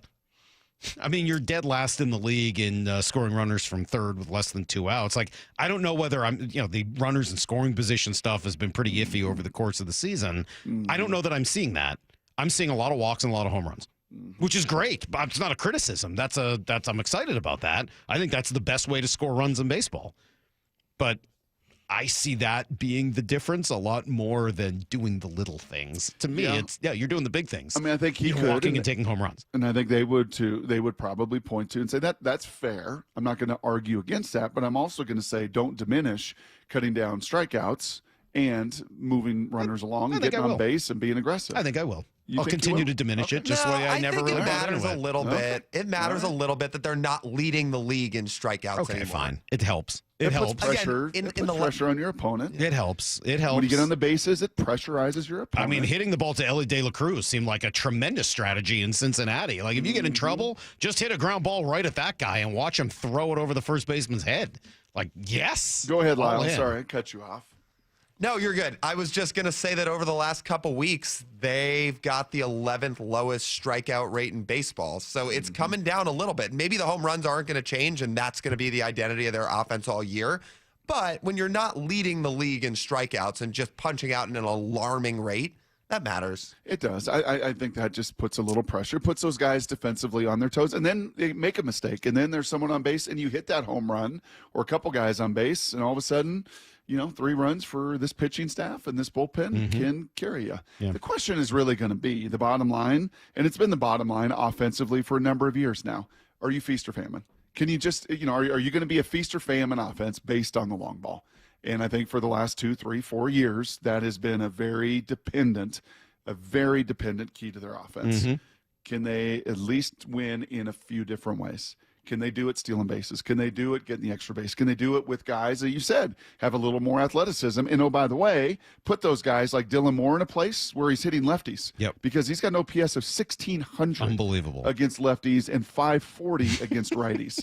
That's not just statistically relevant and significant. Well, it's majorly relevant and significant. And again, that's why I like bringing up Ben Williamson and Rivas. I like their roster better now than I did on opening day. Yeah. And I say that even with, two really difficult those injuries. guys can play defense too.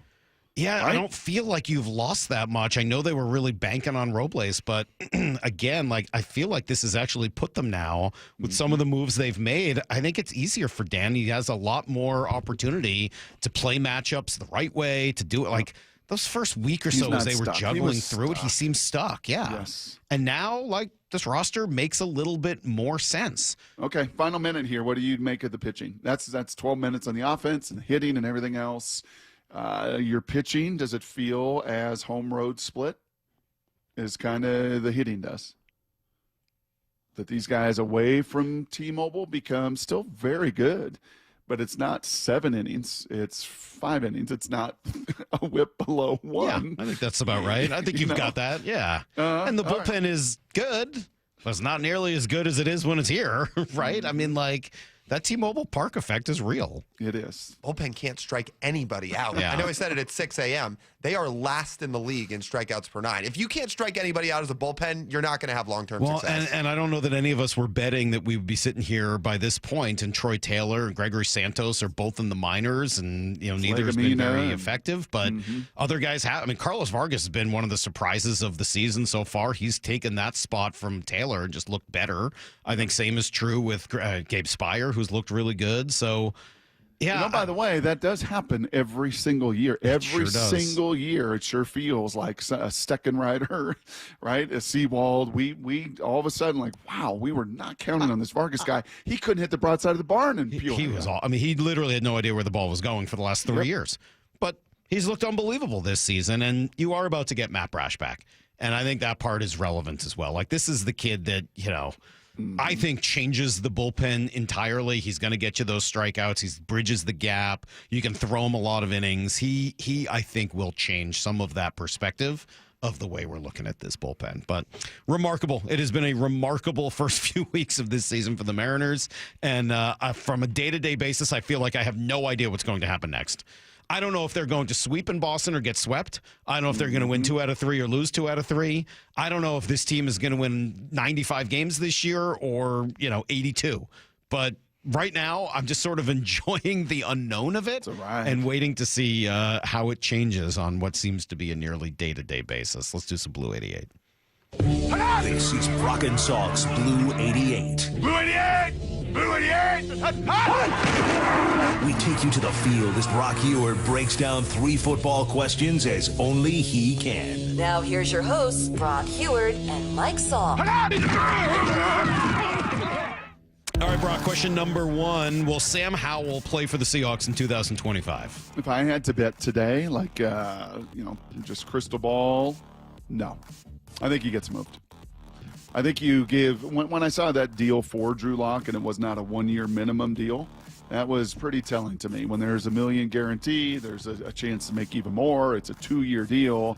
That's reflective of a guy that I think will be an excellent, excellent pairing for a Sam Darnold. A guy that can move, right? A guy that's got a big arm, this being Drew Lock. A guy that is very comfortable in that number 2 position. I think you said this last week when that deal got formalized and done, is you just kind of reach a stage and an age where it's not like you don't have a competitive want to, but you also have a team want to. You know what is in the best interest of Sam Darnold, that QB room, that offense, this Seattle Seahawks team, and that's why he got a 2-year deal. And Sam Howell is in a different place. Sam is trying to see, can I still be a starter in this league? And I bet you once that Drew Lock deal gets done, it wouldn't shock me at all. This is total speculation. This I don't have information on, but it wouldn't surprise me at all if Sam's people reached out to John and the personnel department and said, hey, find a better spot for him. Kind of like yours truly. When Trent Dilfer got signed, and it's Matt Hasselbeck and Trent Dilfer, and for as wonderful as that room was that year, like the greatest QB room ever. Right, I was just telling somebody about that. Jim Zorn, Hasselbeck, Dilfer, me, we had a blast. We loved each other. We loved competing, having fun, pushing. But that was part of Marvin Demoff's deal. Like, hey, Mike, find a spot where Brock can be the 2 and not like the 3. Right, make him 1 snap away, and they did right. And Indianapolis was a home for me, and they traded me for a 5th rounder. after this draft, after the first 3-4 rounds of this draft, or maybe even after the draft is done? Is there going to be an organization that says, yeah, I'd like Sam Howell. We didn't get our quarterback. Here's a conditional 5th or 6th or something for the 2026 draft. Yeah, I think that's where my gut is leaning to. All right, question number 2. What'd you take away from the John Schneider show on Thursday? They're going to move all over this board. I think that's you gave your biggest takeaway. We're in the week of the draft. I'm wearing my retro Seahawks gear from the 90s. Nice. I like that blue. Don't you like that blue?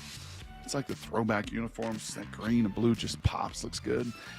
Your takeaway was, and more from what your gut is saying overall this time. My takeaway in listening to all of these interviews with John and the level of detail he went into in that show on Thursday, saying, hey, here's what we do. We put Trent and Nolan on different jobs. We're reaching out to teams. We're putting all those scenarios together on draft day. We make sure we have every number of who to call. Here's the deal that's set up. I think they're going to be very active. I'd be shocked if what's on paper between those top 5 picks, right? Well, if 1 through 92 and all the ones that they've got in them, 18, 50, I'd be shocked if we get there on Monday morning like, yep, here's who they took at 18. Yep, here's who they took at 50. Yep, here's who they took at 52. I think they're going to be moving up and down that board, as I think a lot of other teams are, Salk, in a meat and potatoes draft to make sure each team addresses the kind of meat and potatoes they need for their entree. All right, question number 3.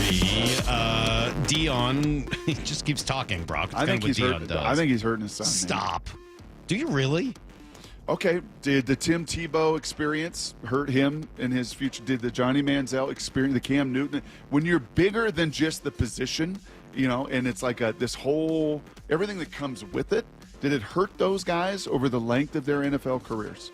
Did it slow down some opportunities? I know for Johnny what it was hurt drugs. Both those guys is the fact that they weren't that good.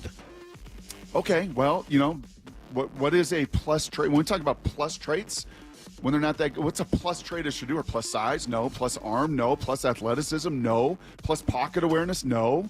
Plus anticipation and accuracy at times? Yes. That's it. And yeah, Dion, play this Dion cut because the spring game was this weekend. This is a weird cut. I didn't like this cut. I thought his other sound was better, but here's Dion. What was your message like maybe Buff Nation and Buff alums who are I don't have a message. I'm praying for my AD. I love him to life. Rick George. Let's get the elephant out the room. I don't want to talk about this too long. I'm going to just talk briefly and let it go. We talk about Shedeur. We ain't talking about nobody else. His last name wasn't Sanders. We wouldn't have this discussion. The only reason we were having this discussion is his last name is Sanders. Okay? That's it. It's been so many things accomplished at this university expeditiously. It's been unbelievable. No, there's not. You were 4-8 and 7 and 6. No, that's not true. Mm-hmm. You didn't even win a bowl game, Dion. What are you talking about?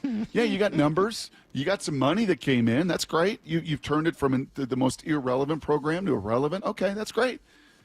And you're right. The only reason that he's up there oh my gosh! And after seeing the only reason he's up there is because of his. I know. The kid didn't do anything. So why would it hurt his draft stock? If you like the kid and you think he's good, then draft him. Because it's the whole show that comes with it. You get more than the kid. You get even to this point that he gets his name up in a stadium before it's ever even reasonable or within thought of putting him up there ahead of Darian Hagan and Slash and all of those guys. And you're right, the only reason his name's up there is because of his last name. Because if he was Shedeur Jones, he wouldn't be up there. Not even winning the conference or winning the bowl game. My goodness gracious. His other point about how we sort of live in a now society and everybody forgets quickly, so that's why you needed to put his name up there right away. So you forget the greats of your program? Well, I don't know whether he's saying that. Took you to a national title? I thought it was thought it was a more interesting, relevant point. And when you are around people like Lyle who don't know anything that happened 2 days ago, I do think that there is something to the idea of recognizing it now before everybody forgets, and because we live in a now society. I know they were thinking about the freshman, the early entry kid, the 5-star threw for 573 yards. Put him up there. Yeah. He's relevant. Put Juju up there now. All right. Look what he just did this weekend. That is today's Blue 88. Wow. Let's not have sustained success. Let's not have memorable success. Let's just do everything in the now, like right now. Who knows what's to come? Let's just do it right now. Put him in the Ring of Honor. Retire Cal's number now. Dion's a smart 100 guy, home runs, Salk. Right there with A-Rod, the fastest in the put Cal's number up there now. I just think Deion's too smart. Like, I don't think he's stupid. Really? Yeah. I don't think Deion's stupid. I think Deion always has a plan for what he's doing. Always has, whether marketing or he's thinking about the game differently than maybe you or I would. And I'm not saying he's right. I'm not saying that they should retire the kid's number or anything like that. I just tend to believe that Deion probably is seeing the world a little. His instincts pretty are good. Pretty high. Yeah, they're pretty high on how he's done this journey and navigated it, and just got himself a $60 million extension. Yep, his instincts are pretty good.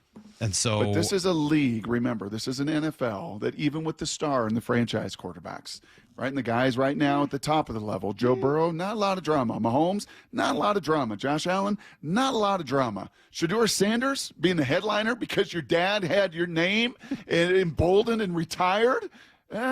Little bit of stuff that comes with the whole Sanders not Shedeur's experience. fault. I would still draft him. He's going to go to Pete in Vegas. I absolutely think that's the way the Chiefs this have to thing deal is with going. Brittany and Jackson Mahomes. Yeah, and then unfortunately for them, they just can't win. There's too much garbage going on around Mahomes. Just can't win with it. Can't have it. Can't do it. Coming up next, a draft profile from Brock Heward that I think would make a lot of Seahawks fans very happy. I'm excited to hear more about this guy next on Brock and Salk. The 2025 NFL Draft. The first real opportunity for Mike McDonald to build this team in the image he really wants. With 5 of the first 100 picks. Are you kidding me? What are the biggest needs? It might be too early to take a guard in the first round. And nobody is taking you deeper inside Seahawks HQ on draft day with General Manager John Schneider live at 4 p.m. What you do here matters. Thursday, only from the home of the Seahawks, Seattle Sports. This is Matt Coker from West Coast Men's Health. Has Viagra stopped working for you? Do you hate the side effects?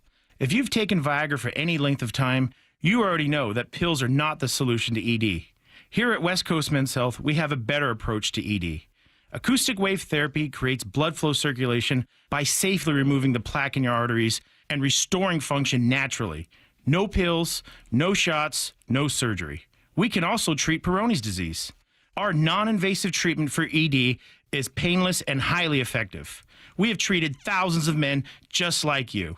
Stop living with this problem and do something about it. Do yourself a favor, do your partner a favor, and call us today. Call 206-519-6541. That's 206-519-6541. 206-519-6541. Online at westcoastmenshealth.com.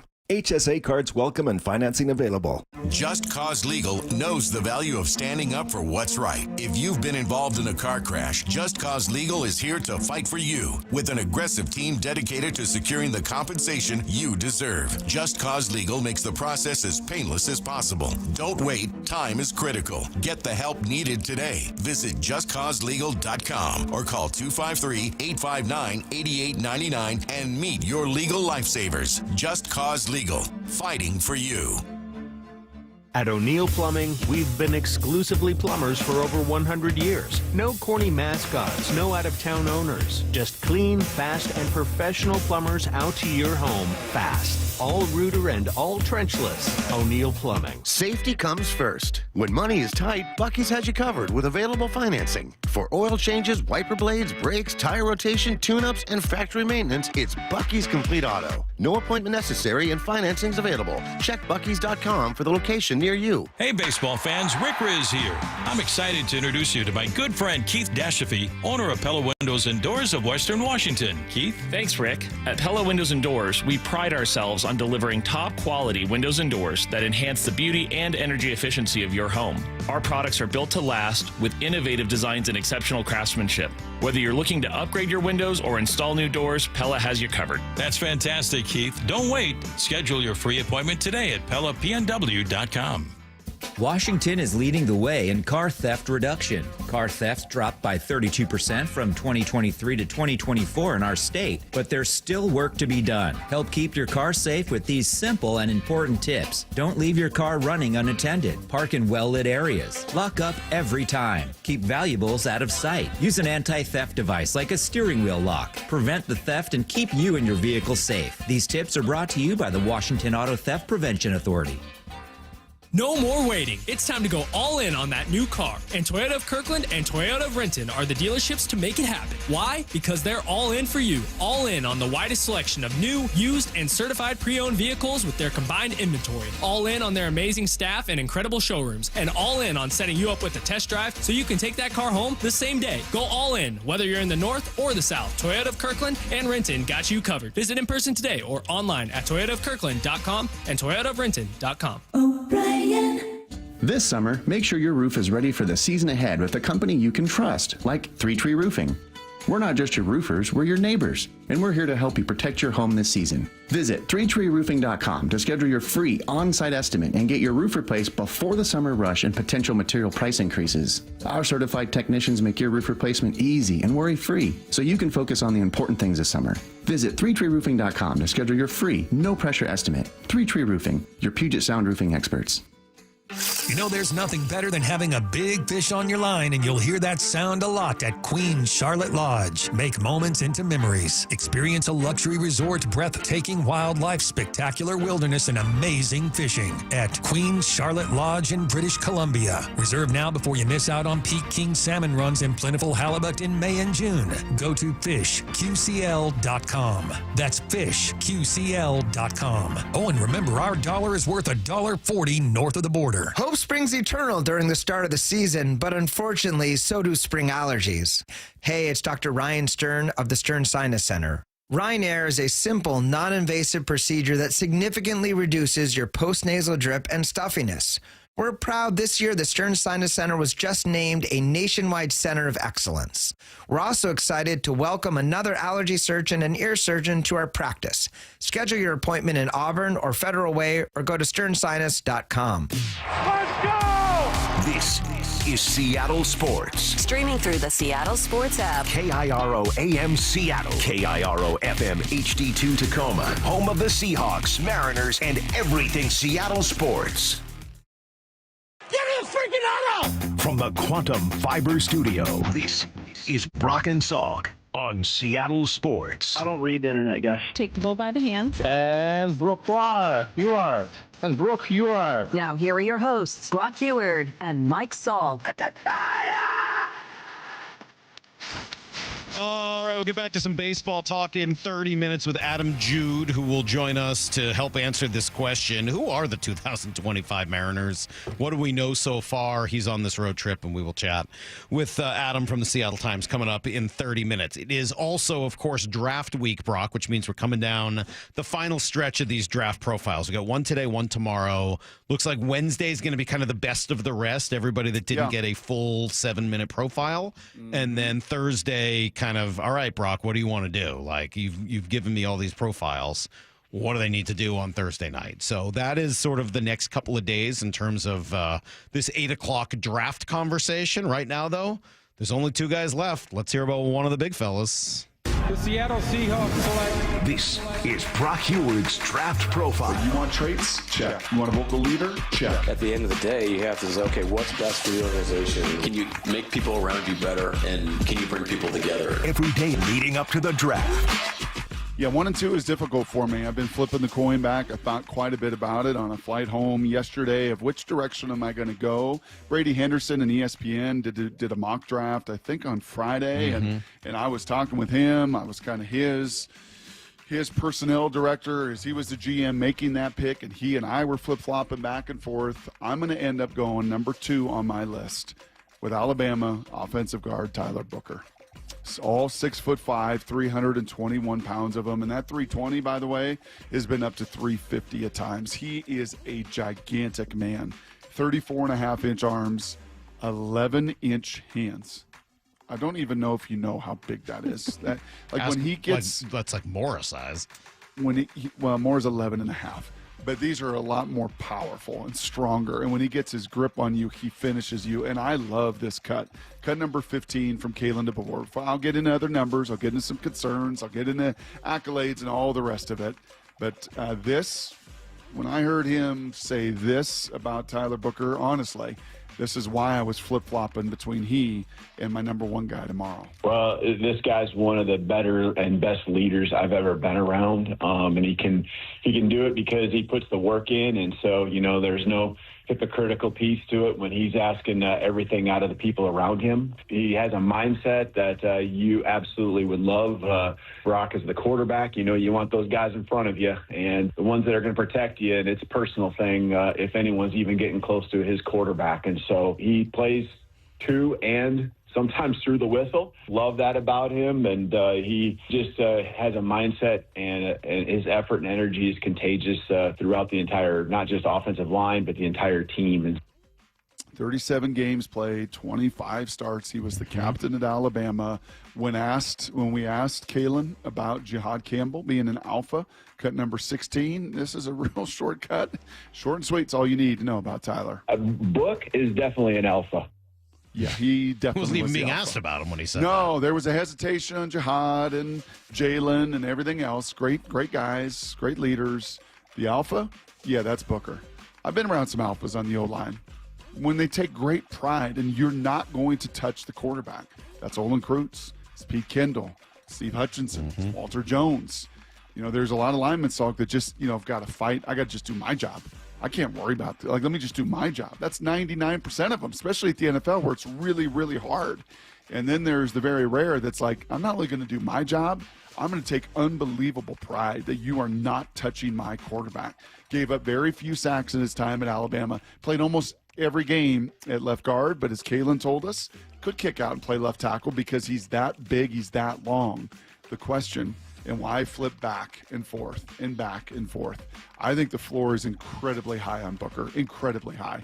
I don't think there is any chance in the world he's going to be a bad NFL player. The question is he going to be an elite guy? Does he have enough athleticism?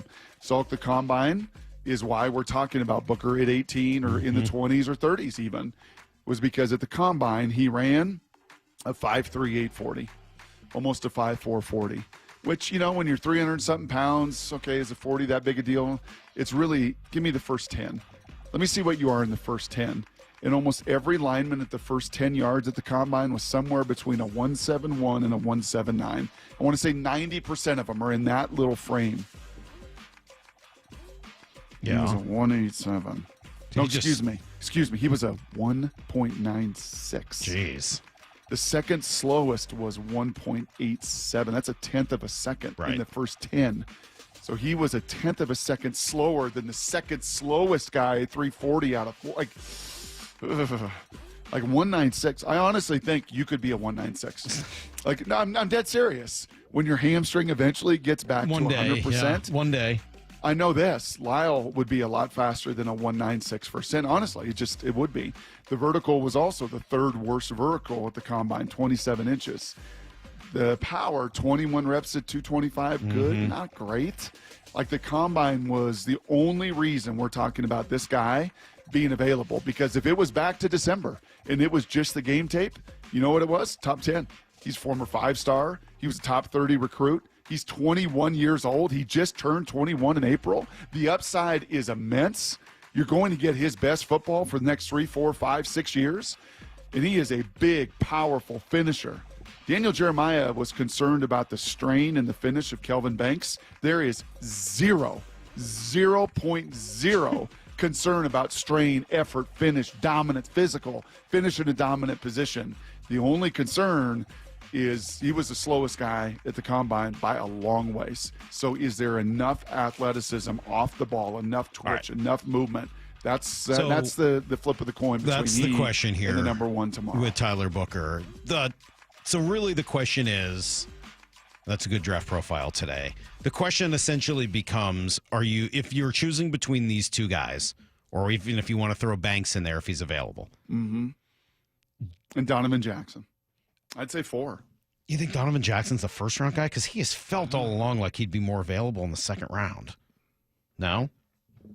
I think he could easily be a late first rounder. Again, because of this thought of athleticism.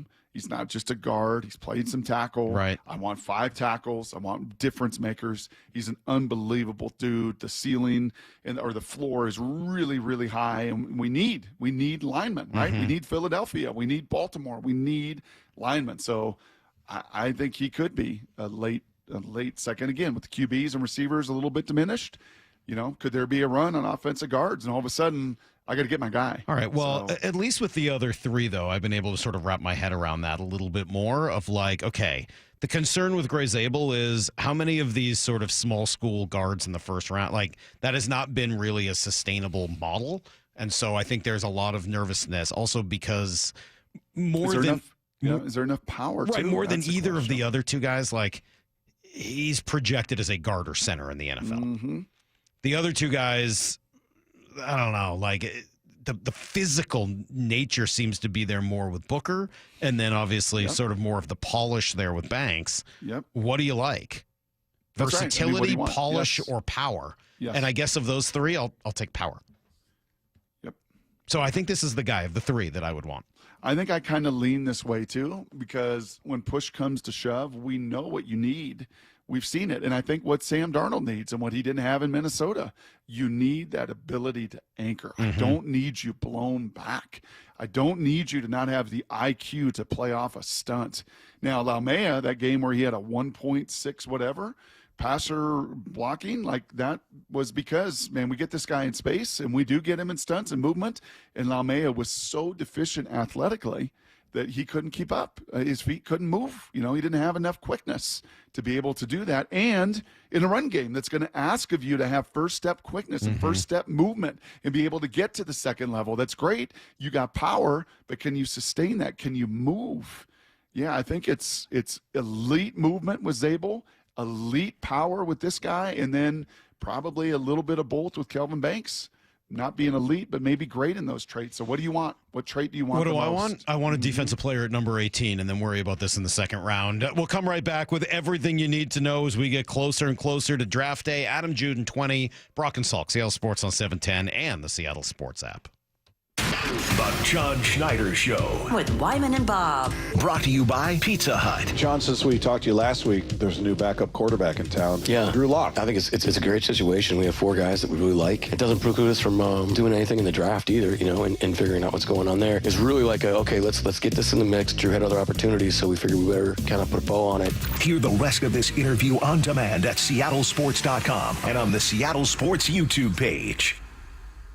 Monday morning, and on this Monday morning, as the markets are continuing to be difficult, as your financial situation and portfolio may look a little different than it did a month ago, maybe you, or like a lot of my friends, and you just want to get your house in order. What can I control?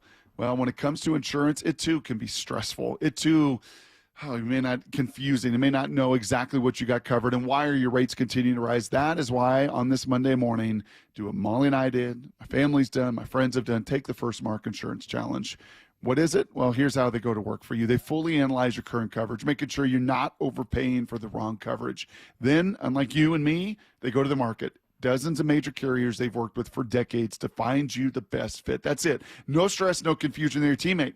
And they spent the last 30 years helping thousands of families successfully manage this complicated world of insurance. So please don't wait a morning longer. Take the First Mark Challenge I mentioned. It's totally free. And you might be the next First Mark Challenge victory that I get to talk to. Just go to firstmarkinsurance.com. It's all right there waiting for you. Your teammate's waiting for you.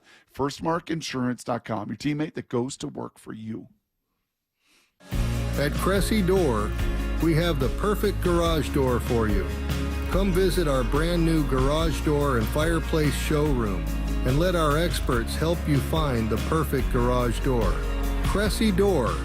Hi, John Curley here. It's a great time to upgrade with incredible savings on ultra-efficient heat pumps. Take advantage of local utility rebates up to $5,000 off on heat pumps. And Eastsiders save up to $6,000 with the Energy Smart Eastside program. Home Comfort Alliance is offering up to 10% off all heat pumps and air conditioning systems through April. Get both heating and cooling with an ultra-efficient heat pump in one unit. Plus, enjoy 18 months, same as cash financing. Call Home Comfort Alliance, the comfort people. Visit Home Comfort Alliance. ToyotaAlliance.com. No more waiting. It's time to go all in on that new car. And Toyota of Kirkland and Toyota of Renton are the dealerships to make it happen. Why? Because they're all in for you. All in on the widest selection of new, used, and certified pre-owned vehicles with their combined inventory. All in on their amazing staff and incredible showrooms. And all in on setting you up with a test drive so you can take that car home the same day. Go all in, whether you're in the north or the south. Toyota of Kirkland and Renton got you covered. Visit in person today or online at toyotaofkirkland.com and toyotaofrenton.com. O'Brien.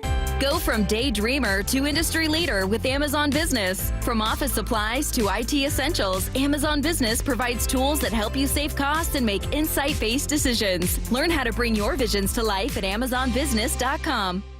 Whether you're shaping up a small yard or tackling serious acreage, Steel walk-behind zero-turn and stand-on mowers are built to get the job done. Shop online or at your local Steel dealer. Steel, let's go mow. Available at participating dealers.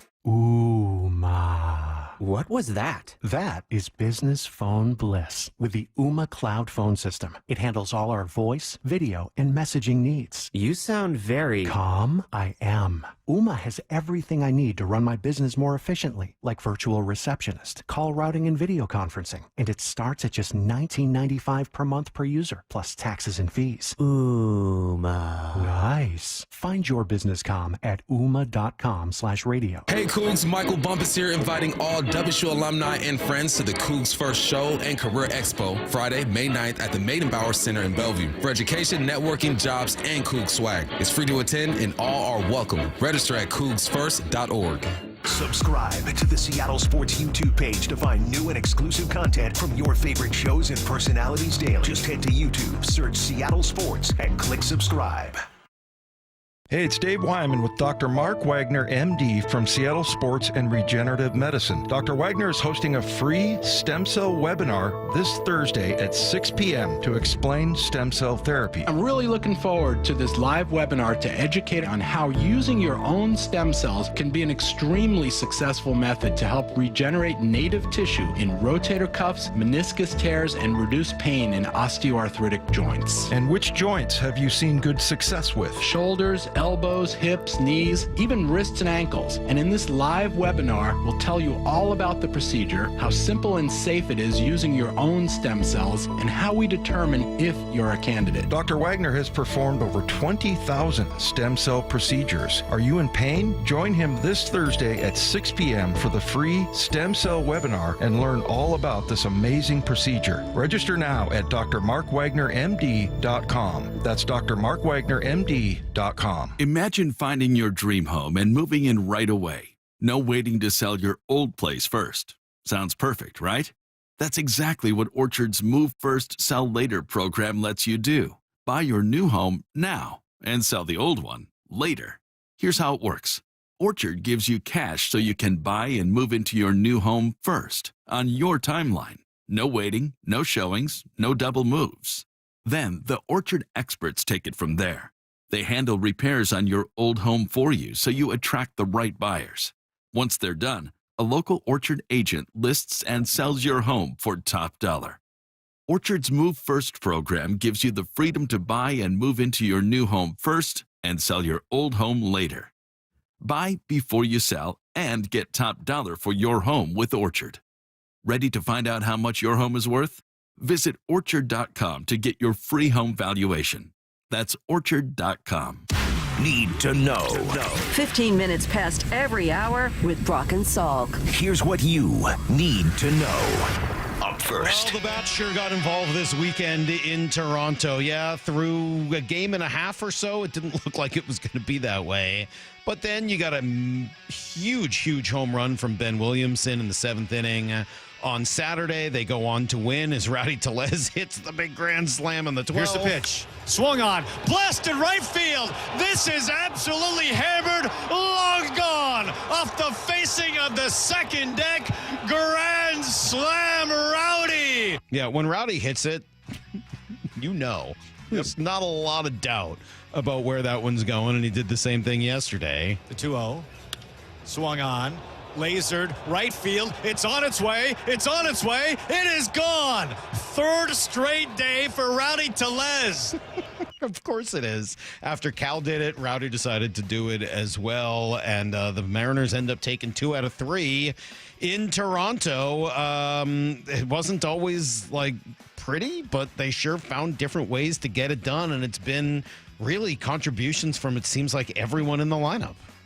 Who was it? Was it Detroit that was chaos ball last year? I know it was Hypnotoad in a hurry for the Horned Frogs in their run to the title game. I think they called it chaos ball in Detroit, or it feels that way with the Mariners. It's kind of chaos ball, chaos roster.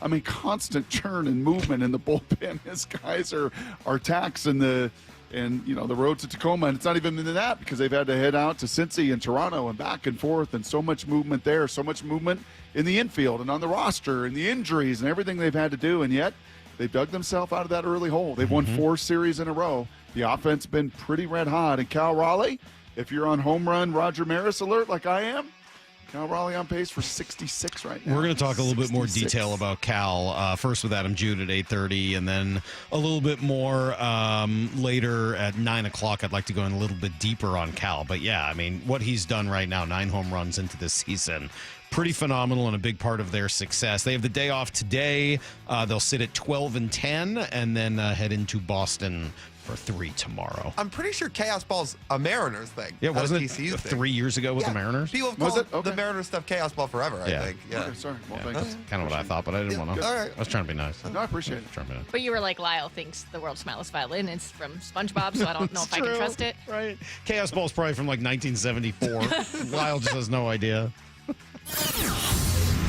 Here's the second thing you need to know. I'm starting to get kind of annoyed, Brock. I'm annoyed at all of these mock drafts, national folks who want the Seahawks to take a quarterback. Specifically, I was reading this morning, CBS, Jonathan Jones had them trading up 2 spots with Arizona to take Tetairoa McMillan. To take a wide receiver, sorry. Oh, wide receiver. Sorry. They're trading up 2 spots to get Tetairoa McMillan? What? Honestly, I really have to hope it's what you said last week. Is that there it's a way just that as simple Lyle, as, hey, we know you lost DK Metcalf, so that's the only thing we know about the Seahawks. Is there a way that Lyle can do what Nat did years ago and somehow, some way erase all of the sound of the previous few months if they end up taking T-Mac?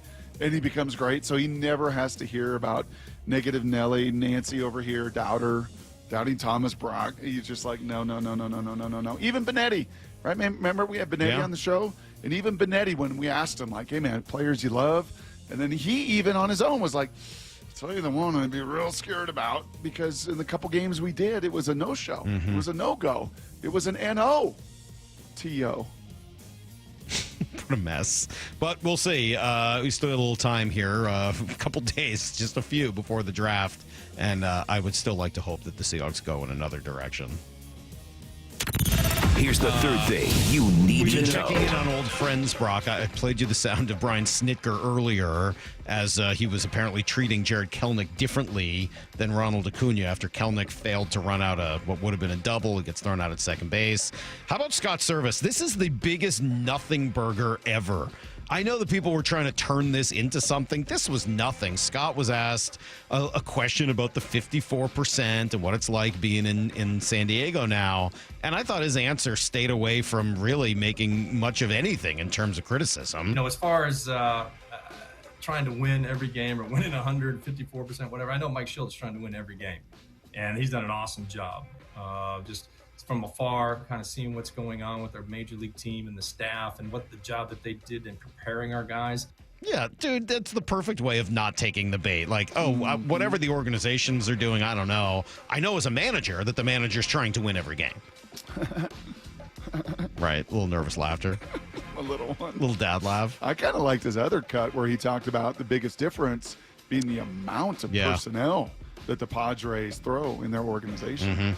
I thought that one maybe had a little bit more teeth of resources and commitment and what have you than that. Yeah, what I feel like is I'm not sitting here telling you that there's a good relationship or warm and fuzzies between Scott and Jerry, Scott and the organization, but I didn't see that as a shot at all. So that's everything you need to know. 1/4 every hour here in the Brock and Salk show. You said you got a little confession for us, a little personal confession. What'd you do? About, what did I do? It's what I've not been doing enough of. So we birthday last week. I sent you the picture of Molly and I think she put it in her socials, and really good picture of Molly and I. Molly looked great. Molly looked terrific, and I didn't even look that aged or old at 49, and everything else. Feeling pretty good about myself. And then again, just eating and stuff in my face, and doing everything.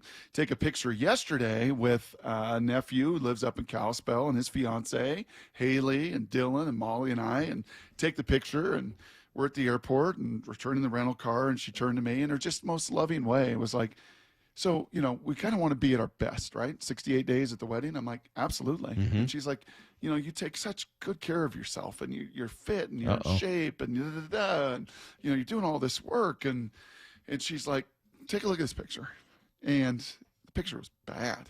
Bad. Like, whoa. Like, I looked bad. Uh-oh. And I'm like, well, that's just the lighting. I mean, my wrinkles around my eye. I mean, I looked haggard and tired and wrinkled. And she's like, it's in the bottom line is it's really easy for you, right? You're not premenopausal, right? You like to work out anyway. It's so easy for you. All you've got to do is put lotion on your face at night and lotion on your face in the morning. No, don't do that. Take care of your face. Don't do that. Huh? Don't do that. The We've worst. talked about that, but I feel like if that's the only thing I need to do. What are you talking about? Oh, it feels Everyone so needs to gross. moisturize. No, not ugh. So Just more on your It's face. mind blowing to me. I learned on the show how Ugh. adverse men are to just moisturizing. I don't understand. I mean, my hands when they're dry, but any moisturizing on the face, Maura, it just I don't want feels to disgusting. use your fancy what stuff do you use? Snail mucin? The snail mucin. Oh yeah. Now I'm just because my skin is so dry. Now I'd literally just put like oil on my face at night. Oh, oil? Yeah. Doesn't that make your face greasy? Castor oil. That would make my face by the morning, break out. my face soaks it all up. You put castor oil? Is it Yeah. legitimately on your face? That's a big. Isn't what that's a castor big oil thing people now, like? too. Isn't that what you used to like? If you're Isn't that what Fat Boy constipated? drank with I his think you eggs can, when he threw up and stamped Yeah, lightning? exactly. That's what it is. Yeah. All right. Well, so whatever So a you do, little don't eat Maura's lotion face.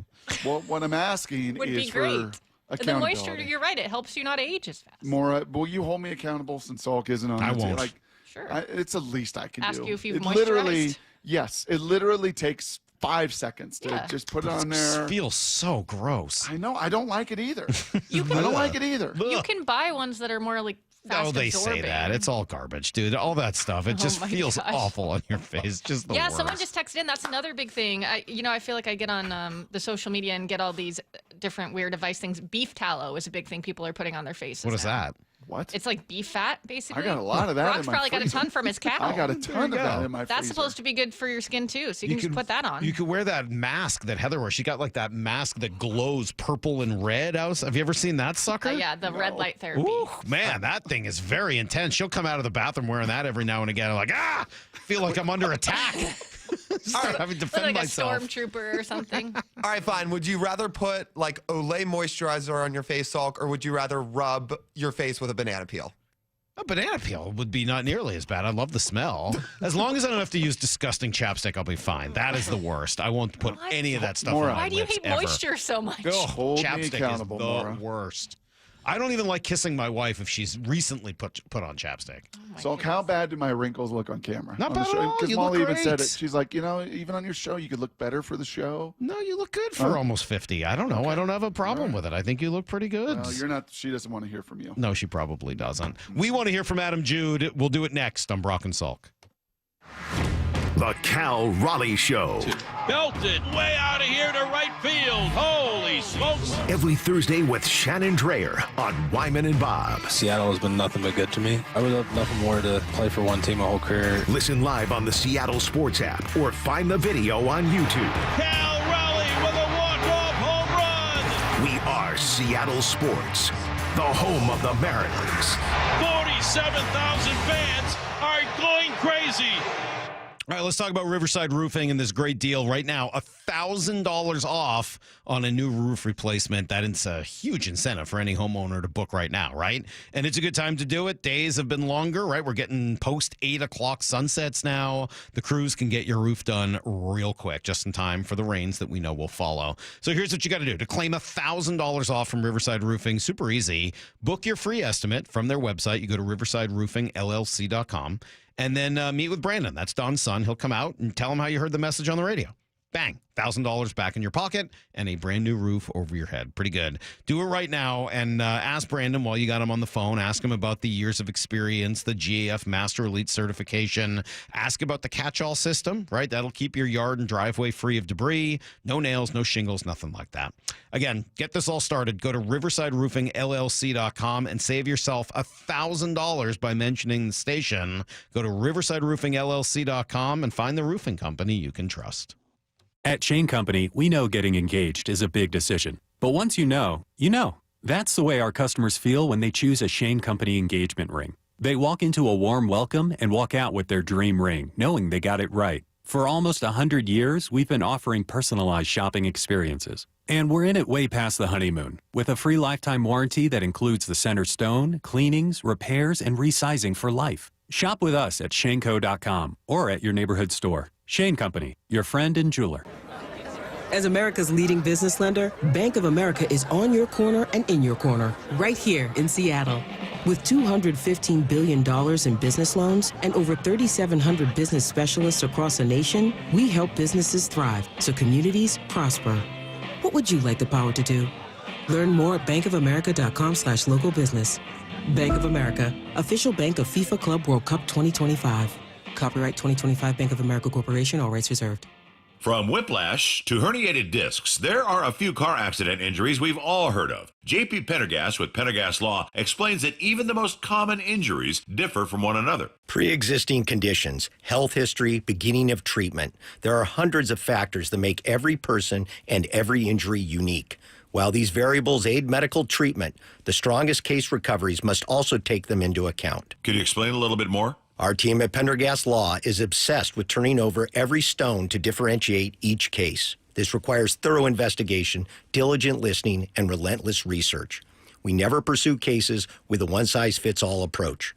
We built our success by treating every injury and every case with the individualized attention our clients need and deserve. Pendergast Law's individualized approach to even the most common injuries makes the difference in case outcomes. It's another reason why I can't recommend them enough. If you or a loved one has been injured in a car accident, call Pendergast Law. We can help. Bonneville International radio station contests are open to participants 18 years of age or older that are residents of Washington State unless otherwise specified. Employees or agents of the station, Bonneville International Corporation, other area radio stations, or any entity associated with the contests are not eligible to win unless the station otherwise specifies at its own discretion. Persons who have won in the last 60 days from a station contest or event may not be eligible. Full general contest rules are available on seattlesports.com or in person at the station during regular business hours. For Down Territory, going inside the game with Michael Bumpus. I like this. More quarterbacks should start doing this. Every day at 11:15 and 1:15 on Bump and Stacy. From groceries to home prices, the cost of living in Washington state keeps going up. Now, Olympia politicians are proposing the largest tax increases in state history. Don't be fooled. If taxes go up, we'll all pay even more. Washington needs lower costs, not higher taxes. Tell the politicians no by visiting www.affordablewashington.org. Paid for by the people for an affordable Washington. Top 5 contributors are Washington Alliance for a Competitive Economy, Microsoft, Madrona, T-Mobile, and Amazon. 1-877 Cars for Kids. KARS Cars for Kids. 1-877 Cars for Kids. Donate your car today. Donate today at carsforkids.org. That's cars with a K. Your car can be picked up as soon as the next day. Receive a tax deduction and vacation voucher. 1-877 Cars for Kids. Donate your car today. Now accepting donations of land, homes, buildings, or any kind of real estate. At Uline, they know going the extra mile takes hard work. For companies pushing to go further, Uline will go the distance with you. 24/7, they answer the phone to get you the shipping and industrial supplies you need. Business can move fast. Unexpected large orders, adverse weather, new safety guidelines, and changing economic trends. Uline works hard keeping 41,000 items ready to ship, minimizing detours on your way to the extra mile. Visit uline.com. At Lake Washington Windows and Doors, we provide top quality windows that are 25% more energy efficient, reduce noise by 50%, and stay clear with low maintenance glass. With leak armor installation and lifetime warranties, you're protected for life. Visit lakewashingtonwindows.com. Right now, have ultra-efficient, clean technology windows installed and pay zero down with zero interest and zero payments for 18 months. Only from Lake Washington Windows and Doors. And they'll even pay your sales tax. Visit LakeWashingtonWindows.com. From the Quantum Fiber Studio. This is Brock and Salk. Weekdays 6 to 10. On Seattle Sports and 97.3 FM HD2. 206 pointing out that the Hewards are a two-headed shame monster. Brock attacks your workout routine. Molly attacks your skincare regimen. Yeah, that's about right. That sounds pretty much Adam Jude accurate. probably doesn't moisturize, right? He's still young, sprung. I think Adam's older than he looks, though, so he actually might be a big moisturizer. I think he'll fool you. He's a little older than you might think he is. He joins us right now. Mariners reporter Adam Jude from the Seattle Times. Good morning, sir. How are you? Good morning, gentlemen. I'm definitely a moisturizer. Come on, get on board. Who isn't moisturizing? It's 2025. Yeah. Feels gross. Come on. That's probably why he looks young. Yeah, because you're older. How old are you? I am 44. I'm old. Whoa. Yeah. Whoa. Wow, he looks mid-30s. I know, right? It's pretty impressive. Yeah, Adam. Especially when you compare you to Divish, who looks, and acts well beyond his years. I mean, you're really the youth movement there at the Seattle Times. All right, let's dig in. This has been a bizarre season so far, and I have a feeling there's a lot more bizarreness to come. Yeah. So I'll start open-ended. So far, who are the 2025 Mariners? Oof. This is, man, I don't even know where to start with that. They are, all of a sudden, they're an offensive juggernaut. Is that a weird thing to say? I mean, you get them away from T-Mobile Park, and they certainly look better than average offensively. Sometimes it comes in weird spurts or in extra innings or in weird ways. But, we're gonna follow Dan Wilson's lead here, because if you listen to his post-game news conference just about after every game, what's the one thing he's always saying? He's like, these guys are fighters. These guys are fighters. They're going to fight for them.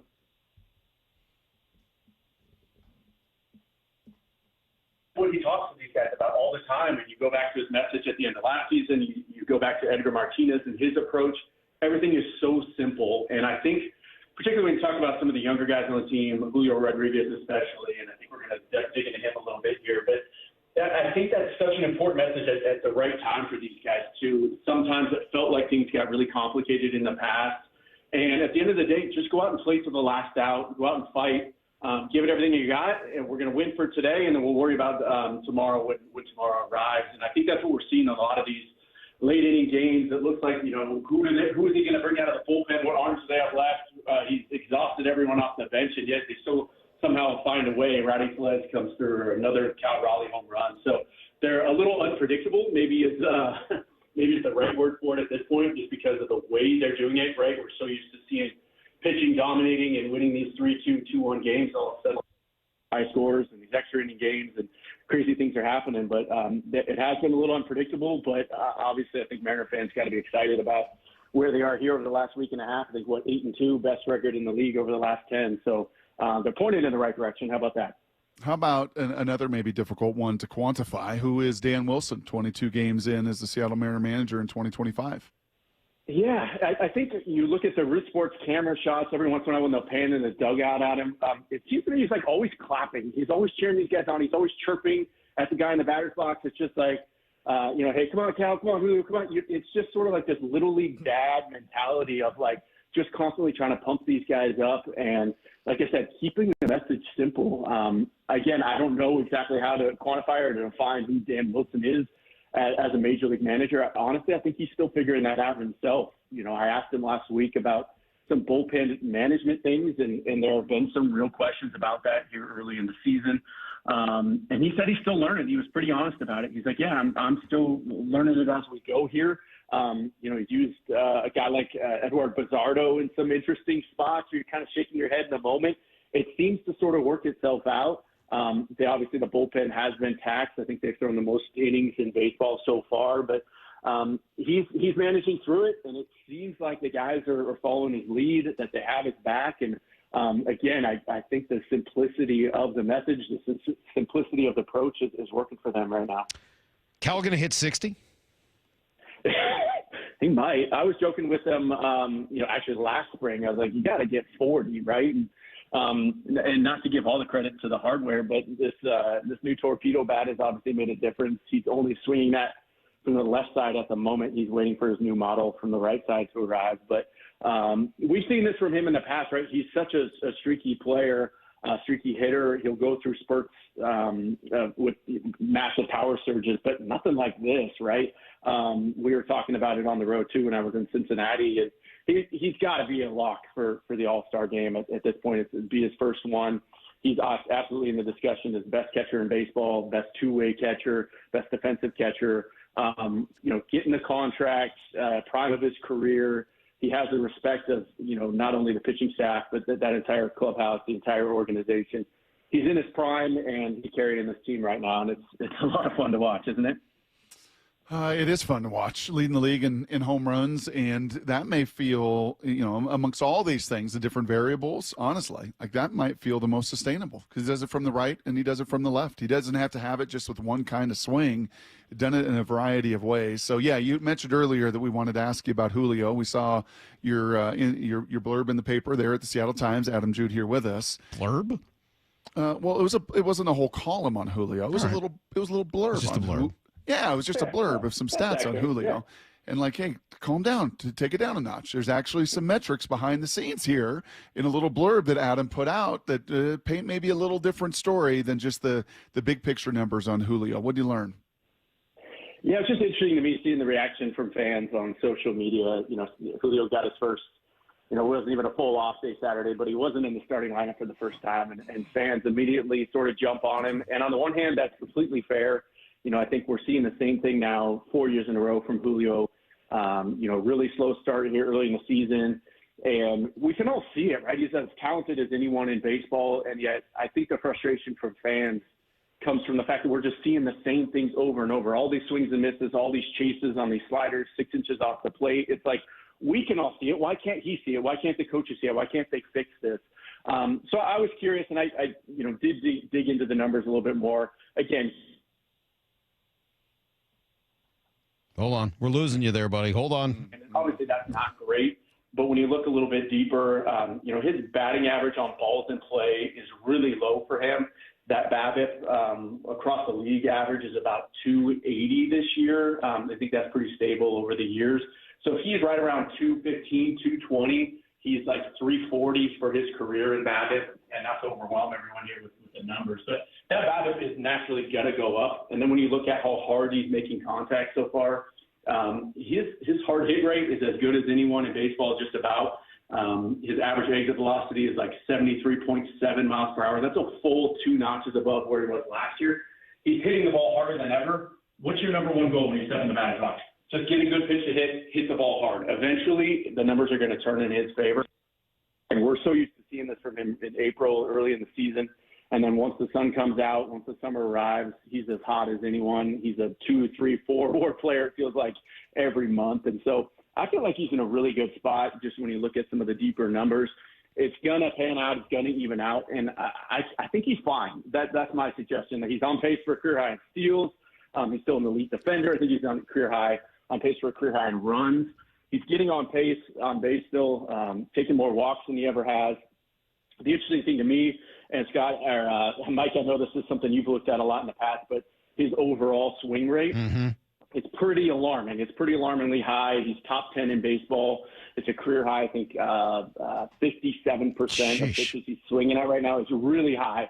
And then he's also whiffing more than ever. I think he's only making contact on about 65, 66% of all his swings, which is bottom 10 in the league.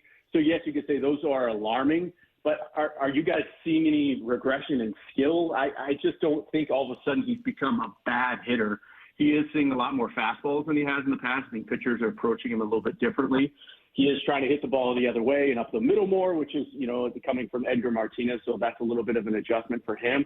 But again, to me, that you could spin that as, yes, he's swinging more, or yes, he's swinging and missing more. But he's still an elite hitter when he's on. And I think that actually you can tilt that the other way and say he's not going to miss the entire season. And eventually, because he's hitting the ball so hard and because he is being more patient, he's going to get better pitches to hit here eventually, and I think it's going to turn here pretty quick. Well, I just think that what I'm seeing is that Julio is going through a fairly standard Julio struggle, except that this one hasn't been as bad as the others. And so if, the highs are still going to be where they've always been, and he can keep the lows to what he's done in the first month of this year as opposed to what it was last year or the year before, that seems like a win for Julio. He's probably always going to be streaky, just like Cal Raleigh is. Yep. But this idea, and of course, as soon as you start talking about it, our text machine lights up with people, Julio stinks and he's overrated and this and that. And I don't know, 3 days ago, Rowdy Tellez is the worst hitter in baseball. And he hits 3 home runs in 3 days. No one's more capable of going on a hot streak than Julio is. And when he does it, those numbers change. I was really struck. Were you guys struck by the number that Root Sports had up of the total WAR in their first 3 seasons by center fielders in history? Because Julio, I believe, was 4th behind Mike Trout, Joe DiMaggio, and somebody else really, really good. I forget Mickey who it Mantle? was. Maybe. I was like, okay, well, that's the company you're keeping? How can we possibly get so upset?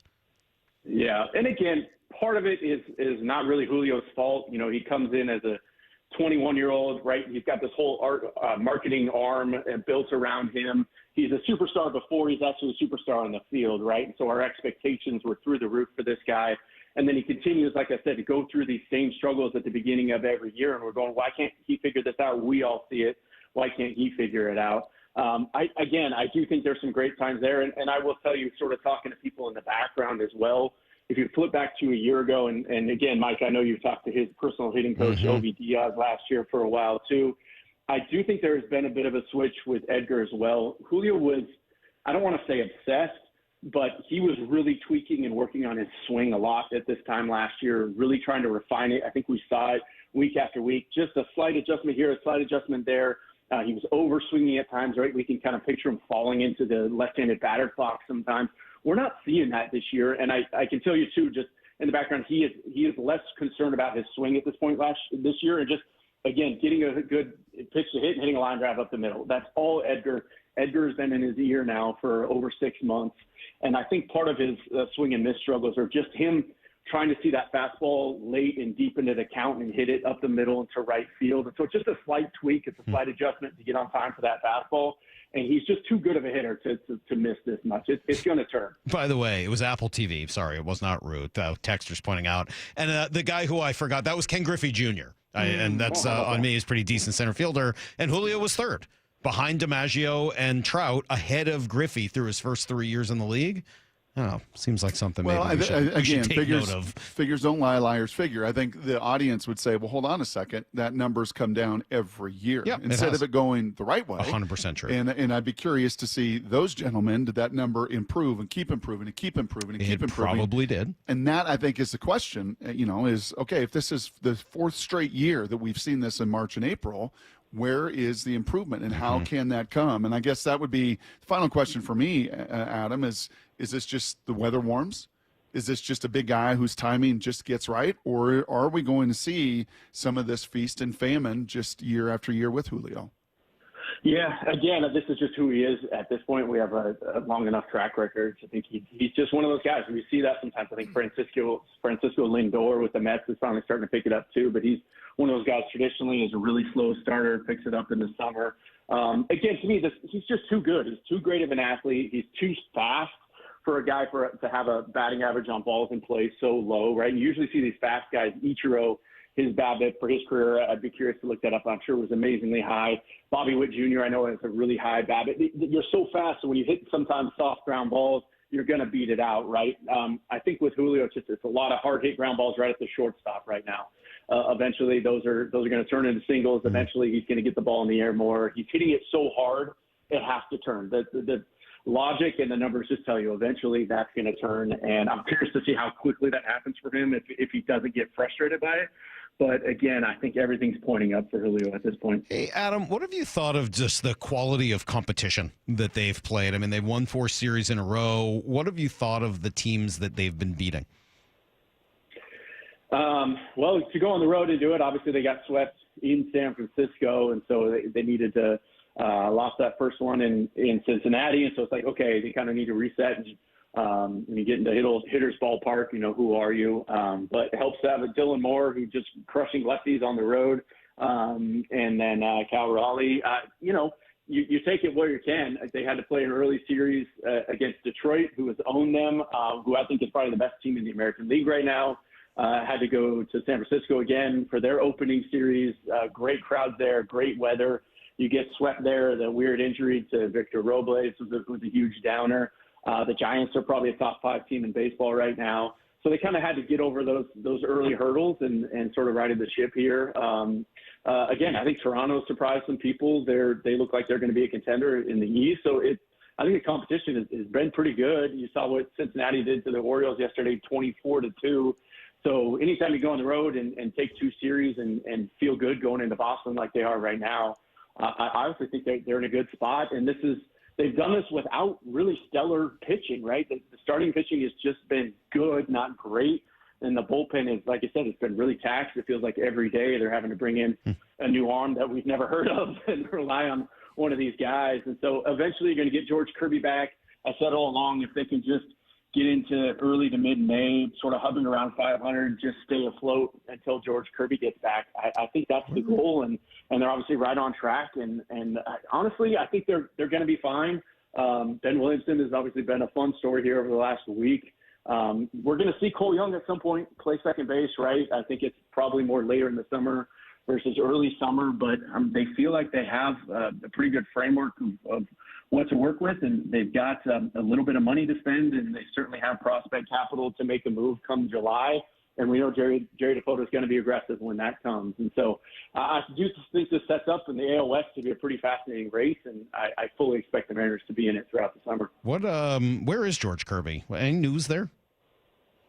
He's down in no, nothing up there. I was asking a couple people the other day, and he's just kind of quietly, building up arm strength down there. I don't think he's even gotten into any minor league games yet down there. He's still kind of throwing bullpens, probably at second, third week of basically spring training for him at this point. So they're not going to rush him, certainly. And in fact, they'd go the other way and kind of take their time. I think the last interview George did before we left down there, he said he was hoping to be back in late April, but that's George, right? Because he was frustrated that they shut him down in the first place, and he wanted to get back as soon as possible. But I think the Mariners are going to be really conservative with him, and I would think more first or second week of May is probably a more realistic timeline. Last thing for me here, Adam, you feel better or worse about this club 22 games into it than when they left Peoria? I probably right about where I expected them to be. Like I said, when you don't have Kirby, you still have real questions about some of the pieces in the lineup. I figured they'd be more or less a 500 team, and then you hope to make a run the second half of the season if they can get some of these prospects up, or they can go make a move at the trade deadline. But again, I certainly feel like 8-2 in these last 10s, getting a couple huge road series wins. It feels like that big comeback at home against Houston, and are down 5-0 in the 8th inning. Randy Arozarena gets the grand slam. We haven't mentioned Randy Arozarena, but I think he's been awesome. Again, low batting average, but he's hitting the ball hard. He's coming through in the big moments, which is exactly what you want. He was a guy where I had kind of circled coming into the season. He had such a brutal start last year in Tampa Bay, April, May. I was wondering how he was going to handle T-Mobile Park and the cold here in Seattle early in the season, if that would really get to him. But he's been honestly better than I thought. I think guys really love to play with him. He's kind of got that, the right vibes and the right energy at the right time. And I think all signs, honestly, are pointing up for this team. And again, when Luis Castillo is going to turn it around at some point. Bryce Miller has just been okay. You're going to get George Kirby back. This starting pitching still has a chance to be, the best in baseball, and we haven't really seen them hit their stride yet.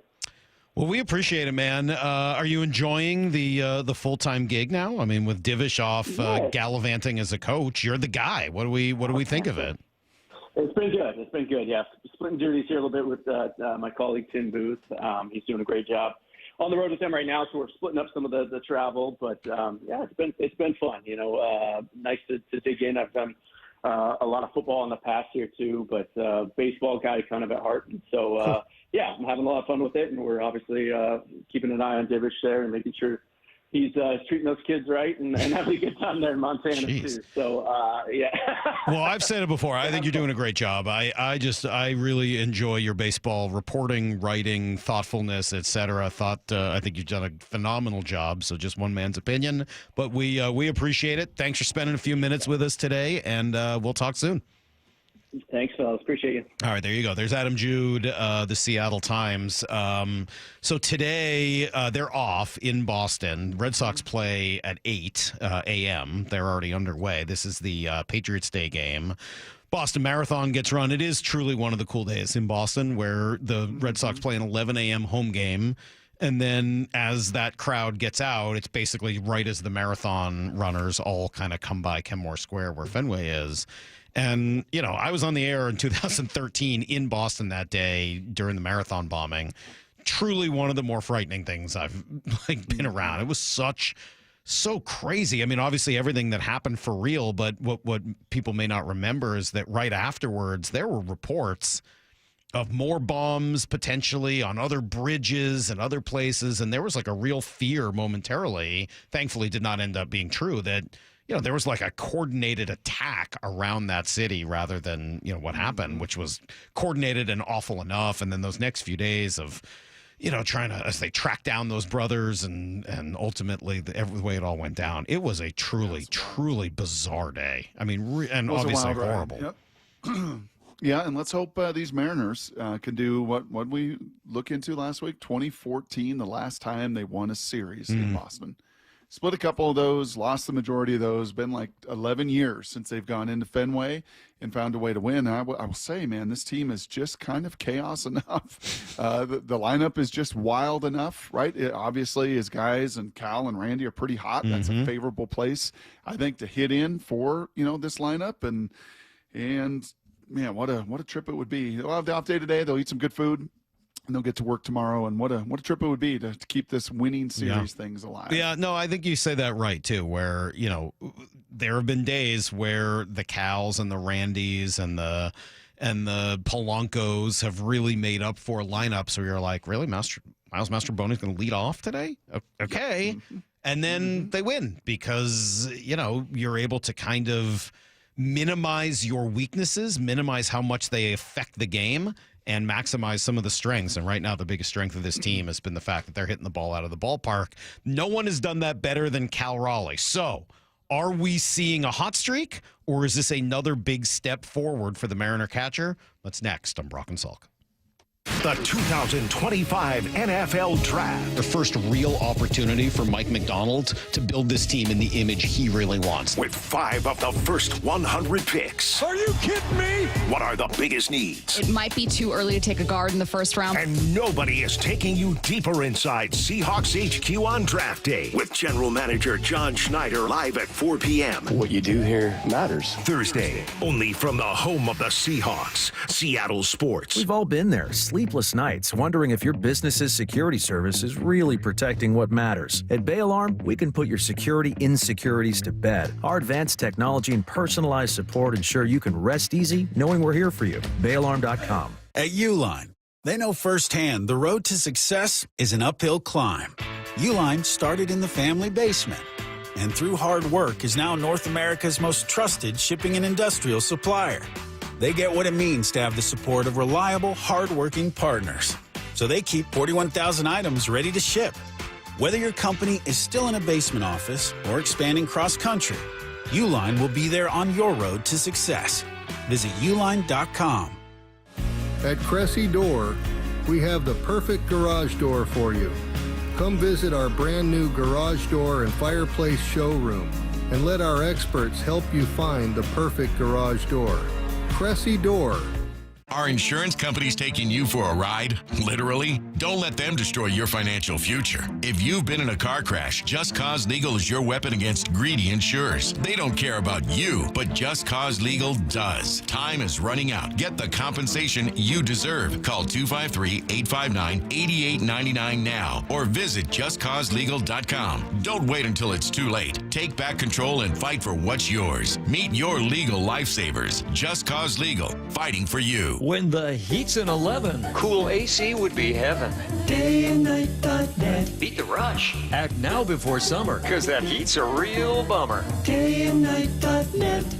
Even though our Northwest summers can be spectacular, there's always a long, hot stretch that makes everyone say, man, AC sure would be nice. Well, except for that one annoying friend who won't stop talking about how great his AC is. Hi, I'm Bruce with Day and Night Plumbing and Heating. You can stay comfortably cool when those hot temps arrive. This is the time to plan ahead and call us about installing a high-efficiency AC or heat pump. Or if you have an existing system, we'll come and service it. Make sure it's running efficiently and ready to cool when you need it. Before the summer heat wave. Keep your house cool and safe. Dayandnight.net. Make sure your AC will keep you cool when the summer heat gets here. Save $50 on a pre-summer AC tune-up. When the heat's at 11, stay cool with Day and Night. Dayandnight.net. Announcing the Million Hour Volunteer Rally. G here, join me, Safeway and Albertsons, and donate your time and skills to support local food banks and host food drives or fundraisers. You can win free groceries for a year and a $5,000 donation to your favorite hunger relief agency. Visit albertsons.com/volunteer to learn more. Find volunteer opportunities and log your hours. A million hours will help create food secure communities. Visit albertsons.com/volunteer. When you have really good leaders, it makes it easy. Gia arrived at Lee Johnson after 10 years at another dealership. You know your job, but then you have people who you can rely on to help you with the big stuff that you need that support from. And I've gotten that every day with my service manager, with our assistant service manager, with even like our GM and our GSM. The way that, we're now on the showroom together, we are so close-knit just as a department. My service manager here, he's always open to teach you whatever you want to know. He just wants everybody to do good around him, and if somebody wants to learn something, I'm here to do it. And I've never had a service manager like that before. They're really good at promoting from within. That's one thing that I've learned from working here. Is I see people start out as a lot porter, and then people work their way all the way up to being a general manager. The LJ way is the Lee Johnson Auto family. Baseball's back. It's time your yard stepped up to the plate. Synthetic Turf Northwest is Seattle's go-to for pro-quality turf. Perfect for backyard batting cages, putting greens, or just a mud-free play zone for the whole family. We install the best, we supply the best. And we're local-based in Woodinville with a new Fife location coming soon next to Sportco. Mention Seattle Sports and save up to $1,000 off your project. Visit syntheticturfnorthwest.com, where the grass is always greener. 4! The Oki Golf Platinum Players Card is the perfect gift for your favorite golfer to welcome back spring. With 7 prepaid rounds at any public Oki golf course location, along with 7 50% off guest passes and unlimited discounted green fees, the Players Card is a must-have. And now through April 30th, Oki Golf is offering 1 free bonus round with purchase of the Platinum Players Card. Visit okigolf.com today to secure one for you and your golfing loved one this April. This is Seattle Sports. Streaming through the Seattle Sports app. KIRO AM Seattle. KIRO FM HD2 Tacoma. Home of the Seahawks, Mariners, and everything Seattle sports. Get in the freaking auto!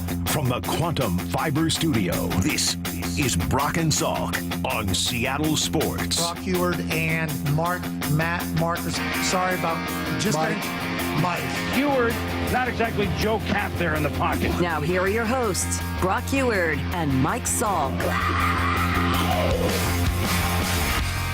And goodbye baseball into the second level and out of the second level back onto the field.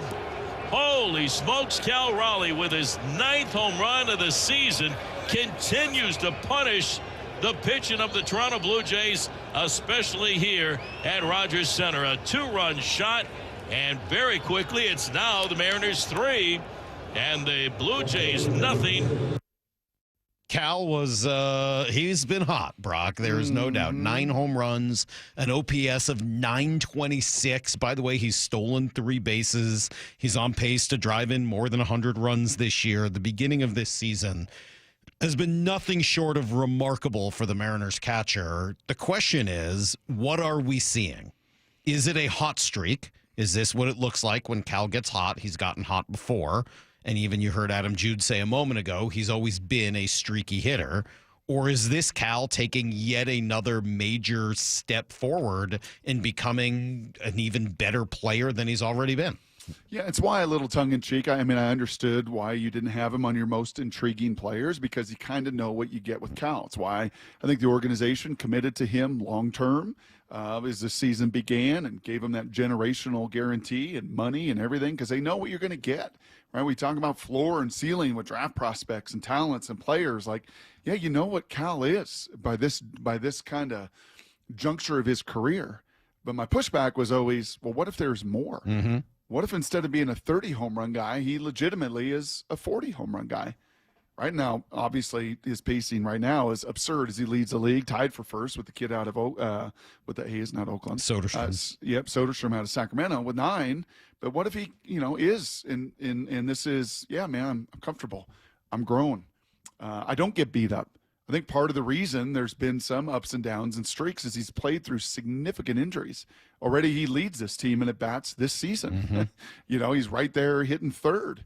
The average is ticked up just a little bit more as those home runs have also left the yard. And then the carpenter's only as good as his tools. What if you give him better tools? What if this torpedo bat? What if this torpedo bat is actually, wow, this is a really nice auger. Wow, now I got a table saw here that can give me all these cuts in new different ways. What if his actual equipment change also makes him that much funny better? Listening to Mark DeRosa, who we love, the way he comments and his voice and his tone when he goes through some of these breakdowns. But he sees a lot of changes in Cal, not just doing the same thing. Pretty similar as well. Was definitely a little wider at address, but run this. And guy's a pure home run hitter from both sides of the dish. Kind of reminded me of Chipper Jones. That was the one real switch hitter that I played with. From the left side, he was your pure hitter. And I felt like from the right side, watching him do his thing, pause this real quick, Chipper didn't have the time and effort to put into his right-hand side. I remember him just getting on the dish and trying to turn and burn for homers down the left field line. So he's talking there about changing his approach from the left side and about changing some approach from the right side. Definitely narrowed up his base, standing a little bit taller, standing a little bit more athletic. Hands look pretty similar, and just kind of run it. And throughout the year, like we talk about all the time, you'll see guys tinker. He's almost got a little toe tap preset right there to get him to the exact same point. Kind of getting off his backside a little bit early here. You can see he's made it a concerted effort to kind of walk away from his hands and stay stacked over his back leg. Run it slow. Boom. God, that's a gorgeous move, Cal. He's walking away from his hands, Brock. And Adam Jude said, little breaking news there, he's waiting on his right-handed torpedo bat. So it's not as if he's not going to have torpedo bats on both sides. And in that equipment, that torpedo bat, remember, just kind of puts a little more mass in different places. So if you know your swing, you're comfortable in who you are. I think the one thing that feels more sustainable, Salk, is that his home runs, unlike Mike Zunino, who had to be like on one path. Little Mitch Garver right now. Like if the ball is in that one path, Rowdy Tellez, the heat chart's pretty clear. Like middle in, that dude can do damage. Anything else, down, away, outside, like not going to happen. With Cal, we've already seen it this year with his 9. Some of them have been like the one-handed variety. Some of them have been absolute wheelhouse. Some have been from the right. Some have been from the left. To me, that allows for maybe a sustainability factor or a projection factor that you're a little more comfortable that, if healthy, not beat up, this dude may hit 40 home runs this year. The only thing that's hard for me is, look, it's always hard to make a definitive statement about a player when they're struggling or when they're hot. Yeah. And I don't know how many times it's not hard to do. It's just dangerous to do. Well, yes. It's very easy, it's actually very actually. easy to do, but it turns out you're usually wrong when you do it. Cal's always been streaky. Right. He's had I remember even when he was in the minor leagues, before we'd even really gotten to know him, when he was just a name in the Mariners system, you'd see like every few weeks there'd be like a run of 5 games, like 2 more home runs for Cal Raleigh. Oh, Cal's hit 7 in his last 9 games. And then, it would fall off again because that's kind of what players do. And maybe that's because of some of the tinkering. I don't know exactly. Maybe it's just getting worn down playing catcher. I think that's the thing that ultimately tells me that while he's probably taking another step forward, it's probably not going to be of the 45, 50, 60 home run variety. I think it's just so hard to do at that position and just how beat up you get over the course of a season. That's not a knock on Cal. It's just the reality of being a catcher. But while he's doing it right now, it's fun. And I think it helps confirm his place after getting the contract, right? That there's none of this, hey, I got my contract and now I'm going to coast. It's, I got the contract and now I'm going to be even better. Dan was talking about his leadership over the weekend, which still might be even more important than his production. I mean, I think Cal is really beginning to show that, leadership that he's got and more about just getting guys together. Hey, this is what we're going to do. He's, in a league of his own and being able to sort of see things the way he does, put things together and look ahead a little bit. He's become a big-time leader behind the plate, and today was no exception to that, and really helps these guys get through it. Well, I think 3 last quick things here to tell the story. And I know I will be sharing this with my high school players here in the next month as we get going and into the summer and the fall. Don't tell me you're competitive. Show me your discipline. And there is nobody more disciplined than Cal Raleigh that we hear from. Logan might be right there with them, and it's why they're the best of buddies and everything else.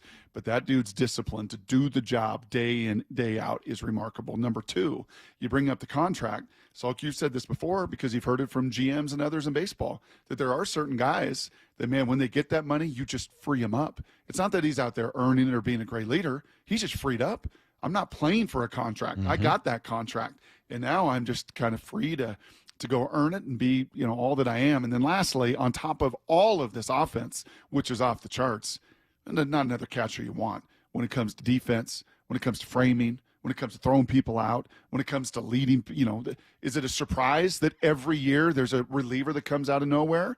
Yeah, Pete Woodworth and the pitching department have a huge part of that. So does the guy behind home plate calling it and helping foster those relationships and get the most out of those guys. So checking every box, and the big reason why this team is 12-10, the biggest reason is everything that Cal Raleigh's bringing to the table. Yeah, it's been pretty impressive, man. And when he hits them, there's no doubt about him, man. He makes loud contact. That's a great way of putting it, Brock. Hey, by the way, looking at numbers, gets a hold of as we throw flowers at Cal in this 22 games out the gate, you did say something pretty astute before the year when it came to your intriguing players, and that was Randy Arozarena. And you said quite simply, hey, man, I don't need any new age stat with him. I don't need to look at swing rate, strikeout rate. Give me RBIs. Who's leading the team in RBIs right now? 17 so far. Randy Arozarena. Take it. Big deal. Yeah, that's what he's got to do, right? Yes. I mean, you're asking him to hit third, fourth most days. Like, you got to drive in runs. Hit 210. I don't care. I'll tell you what. I don't drive in 100 runs. I don't think they win that game yesterday if Randy doesn't make that play in left field. I don't know if you were gotten to watch. I know, obviously, yesterday was a big day right? religiously for you. But, that play against the wall yesterday had the feel of one of those games where you get up 6-0 and lose. Like, it was just, it felt like it was going to be one of those days where actually this is just an offensive day, not just a day where you jumped out to a big lead.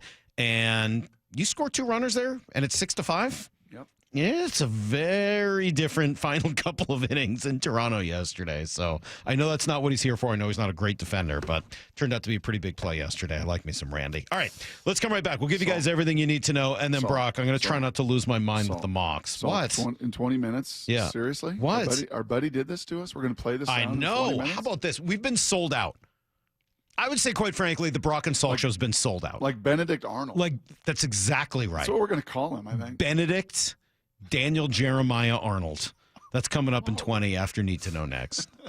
The John Schneider Show. With Wyman and Bob. Brought to you by Pizza Hut. John, since we talked to you last week, there's a new backup quarterback in town. Yeah. Drew Lock. I think it's a great situation. We have 4 guys that we really like. It doesn't preclude us from doing anything in the draft either, and figuring out what's going on there. It's really like, okay, let's get this in the mix. Drew had other opportunities, so we figured we better kind of put a bow on it. Hear the rest of this interview on demand at seattlesports.com and on the Seattle Sports YouTube page. Free consultations, no fee guarantees, 5-star reviews. J.P. Pendergast with Pendergast Law explains the importance of going beyond these familiar offerings. Accident victims want an attorney, Tom, that satisfies their needs. Someone who handles those needs with the highest degree of care. Pendergast Law offers the no-fee guarantees and free consultations, but these only scratch the surface. Okay, explain more. We make sure that every member of our team is genuinely passionate about helping others. Customer service and communication are our top priority. It's how we take care of our clients so they always feel one step ahead of the insurance companies. Our strong reputation for high standards provides comfort and confidence when it's needed most. Pendergast Law offers the free consultations, the no-fee guarantees, and of course, they are 5-star rated. But what really makes them different is their genuine passion for helping others. I can't recommend them enough. If you or a loved one has been injured in a car accident, call Pendergast Law. We can help. That's PendergastLaw.com. Get up to $5,000 in local utility rebates, and Eastsiders save up to $6,000 with the Energy Smart Eastside program. Plus, Home Comfort Alliance is offering up to 10% off all heat pumps and air conditioning systems through April. Visit HomeComfortAlliance.com.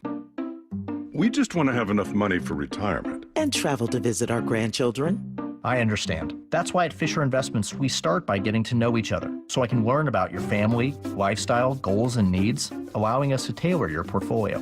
What about commission-based products? We don't sell those. We're a fiduciary, obligated to act in your best interest. So how do your management fees work? We have a simple management fee based on the value of your portfolio, so we do better when you do better. We appreciate that kind of transparency. We also check in with you regularly to keep you up to date on the markets and your portfolio. What other services do you offer? As a client, you have access to resources on investing, financial planning, estate planning, Social Security, Medicare, and more. Wow, it sounds like Fisher Investments has everything we need. At Fisher Investments, we're clearly different. Learn more at FisherInvestments.com. Investing in securities involves the risk of loss. Did you hear? A recent stash of $10 gold Liberty coins from the 1800s has been found. These gorgeous gold coins are as bright and shiny as the day they were struck in the late 1800s, and less than 200 of these gold coins are available. Coin experts are calling this gold find an incredible opportunity. Call 1-800-917-4635, and you are guaranteed a $10 gold Liberty coin minted by the U.S. Mint in the 1800s. But with extremely limited availability, you must call now. These gold Liberty coins from the 1800s are still in uncirculated condition. That is history you can hold in your hand. To learn more, call 1-800-917-4635. Call now and you'll receive a free American Coin Collector's Bonus Package, a $40 value, free with every order. Call 1-800-917-4635 now to secure your $10 gold Liberty coins dated from the 1800s before they sell out. That's 1-800-917-4635. Jaden Schwartz for Techline Roofing. The ice may have melted, but spring is the perfect time for a new roof. Call Techline Roofing. Take advantage of our easy financing and our spring special. That's TEKLINE roofing.com. We are Seattle Sports, the home of the Seahawks, Mariners, and everything Seattle sports. Watch your favorite show live at seattlesports.com. It's our 23rd anniversary, and we're celebrating by giving you the chance to become a millionaire. That's right, a chance at $1 million. Join us on this road to riches every Saturday in April with 2 winners drawn every hour from 4 to 9 p.m. But the fun doesn't stop there. At 10 p.m. on the 26th, we're giving away a 2025 Mercedes-Benz worth $50,000. Don't forget, your Reef Rewards card can save you up to 25 cents per gallon at Lummi Bay Market next to Silver Reef. Silver Reef Casino Resort, located off I-5 exit 260. No matter how old you get, you always remember that one great teacher. Hi, this is Rick Riz, inviting you to join WSECU in celebrating Teacher of the Week. Great teachers inspire. Nominate a teacher you feel has changed a life in our community. This year, we're going to honor 24 great teachers with grants of $500, courtesy of WSECU, the credit union for Washington. Teachers are the real MVPs. Nominate an exceptional teacher now at mynorthwest.com/teacher. You've heard the saying, you never get a second chance to make a first impression. Since 1926, my family's been helping local businesses make great first, second, and long-term impressions. We know how to make your company look good with quality uniforms, logoed apparel, floor mats, linens, and more. If you're paying for linen service or doing it yourself, let's have the conversation. The information and quote are free, but the savings and service can really add up. Visit suplinen.com. Superior Linen Service. It's what we do. Old windows cost you money and security. Lake Washington Windows and Doors installs energy-efficient, high-security windows that lower your bills and increase protection. With leak armor installation and lifetime warranties, you're protected for life. Choose LakeWashingtonWindows.com today. Right now, have ultra-efficient, clean technology windows installed and pay zero down with zero interest and zero payments for 18 months. Only from Lake Washington Windows and Doors. And they'll even pay your sales tax. Visit LakeWashingtonWindows.com. Need to know. 15 minutes past every hour with Brock and Salk. Here's what you need to know. Up first. Crazy weekend for the Mariners, specifically for Rowdy Tellez. How about 3 home runs, Brock? Really, you can't write this stuff. So he was 0 for 5 as well. I mean, just miserable at bats. Miserable. He's hitting like 097. Yeah. Me and the majority of folks are like, come on, man, give Tyler Locklear a shot. He's hitting the cover off the ball in Tacoma. It'd be better to get him at bats. And then Rowdy's like, shut your mouth. Bang, home run, bang, home run, bang, grand slam. No big deal. Rowdy just helps you win 2 of the 3 games over the weekend. He wasn't the only one, though. You never get to that grand slam if it wasn't for what the young rookie did in the 7th inning to tie it up. 2-1. Swung on, blasted, left field. This one is on its way. It is goodbye. He flies the bullpen. First big league home run for Ben Williamson. And it tied it up afterwards, Brock. He was a bundle of energy. Honestly, I was just trying to get on base. We needed base runners, and I was just trying to do my job, get on base, get over, get in. And luckily, I caught that one out front. And, yeah, it was an awesome moment. Get on, get over, get in. Awesome moment. Such a kid. Doesn't look overwhelmed. I think that was the big question. We knew the third base would be awesome. We knew it would set the table as a right-handed bat to give some flexibility and just, hey, man, give you some stability on that side of the infield. But would the bat play? Would the bat and the swing be good enough? This broken swing that wasn't good enough for Major League Baseball. Where did you hear broken? What is that? What do you mean broken swing? I thought that was just the word. Keith, no, it wasn't. What word did Keith Wall use? Not projectable. What was some of the rumblings the that I hit tool's heard? Not great, but broken? That might be an extreme. I don't think I've ever heard that it was broken. Not projectable. Not a big league swing. Looks okay to me. Looks like he knows himself. What it is not like a big time big league swing. He's not going to hit 300 or 25, 30 home runs, but he's playing well enough, and he's right-handed, which they need, and I just like that he allows everybody else to move to the right spot. Yep. Like, it means that Jorge Polanco's not at third. And ultimately, I think you see that he's starting to take some work at second base as he's trying to get back out on the field. Good, because he's not a third baseman. And Ben Williamson is, and I think it's really factored into some of the success that they've had here on this road trip. Here's the second thing you need to know. By the way, road trip continues tomorrow after day off today. They'll be in Boston, take on the Red Sox for 3. Draft week is here. The Seahawks, Brock, they have their chance to totally, remake this team over the course of this offseason. It started with Geno and Lockett, DK all leaving, and then Darnold and Kupp and DeMarcus Lawrence all showing up. And now you got at least 10 picks, and we'll see in what direction they decide to go. As you said, could be some trades forward and back and in between. I can't imagine. Just the report cracked me up. Brady Henderson and Jeremy Fowler saying the Seahawks are open to trading Sam Howell. Really? You think? No kidding. And I think there will be a market depending on how the draft shakes up. And I think there's a lot of teams like the Seattle Seahawks that have quarterbacks in certain spots. And if the musical chairs run out, I do think there were 4 or 5 teams interested in his services last year. Yeah. He is dirt cheap. He's on the final year of his rookie contract. So when you say a market, a 6th, 7th round pick? Yeah. I mean, you don't mean like an actual market. No, I'm not talking a first 3-4 rounds guy. No, you're talking about a conditional late round pick that, there's going to be teams, yes, that will have an interest in I'm going to go ahead and guess that the Seahawks ultimately end up releasing Sam Howell. That's my gut. Yeah, that he will not get traded, that they will try to trade him, that nobody will give up anything for him. You want a donut bet on that? No. but I said it's my gut. I didn't say it was like something I'm looking to like stake my life to. You don't want to feed the gut. I don't need to feed the gut. I'm just telling you, my gut tells me that he ends up being released when it's all said and done. We'll see. There's a lot more mocks out today. We'll wait a couple of minutes because we're going to dig into them here at 9:30, but we're being sold out, Brock, and I don't like it. Yep. Our guy DJ, I think he's been placating us. Did he mention us by name? Yeah, and I think he's been placating us. Hey, DJ. Get our name out your mouth. He went in a direct... We'll play it for you coming up in a minute. Get our name out your mouth. Here's the third thing you need to know. You're funny. We've been checking in on old friends today, whether it's Scott Service, who...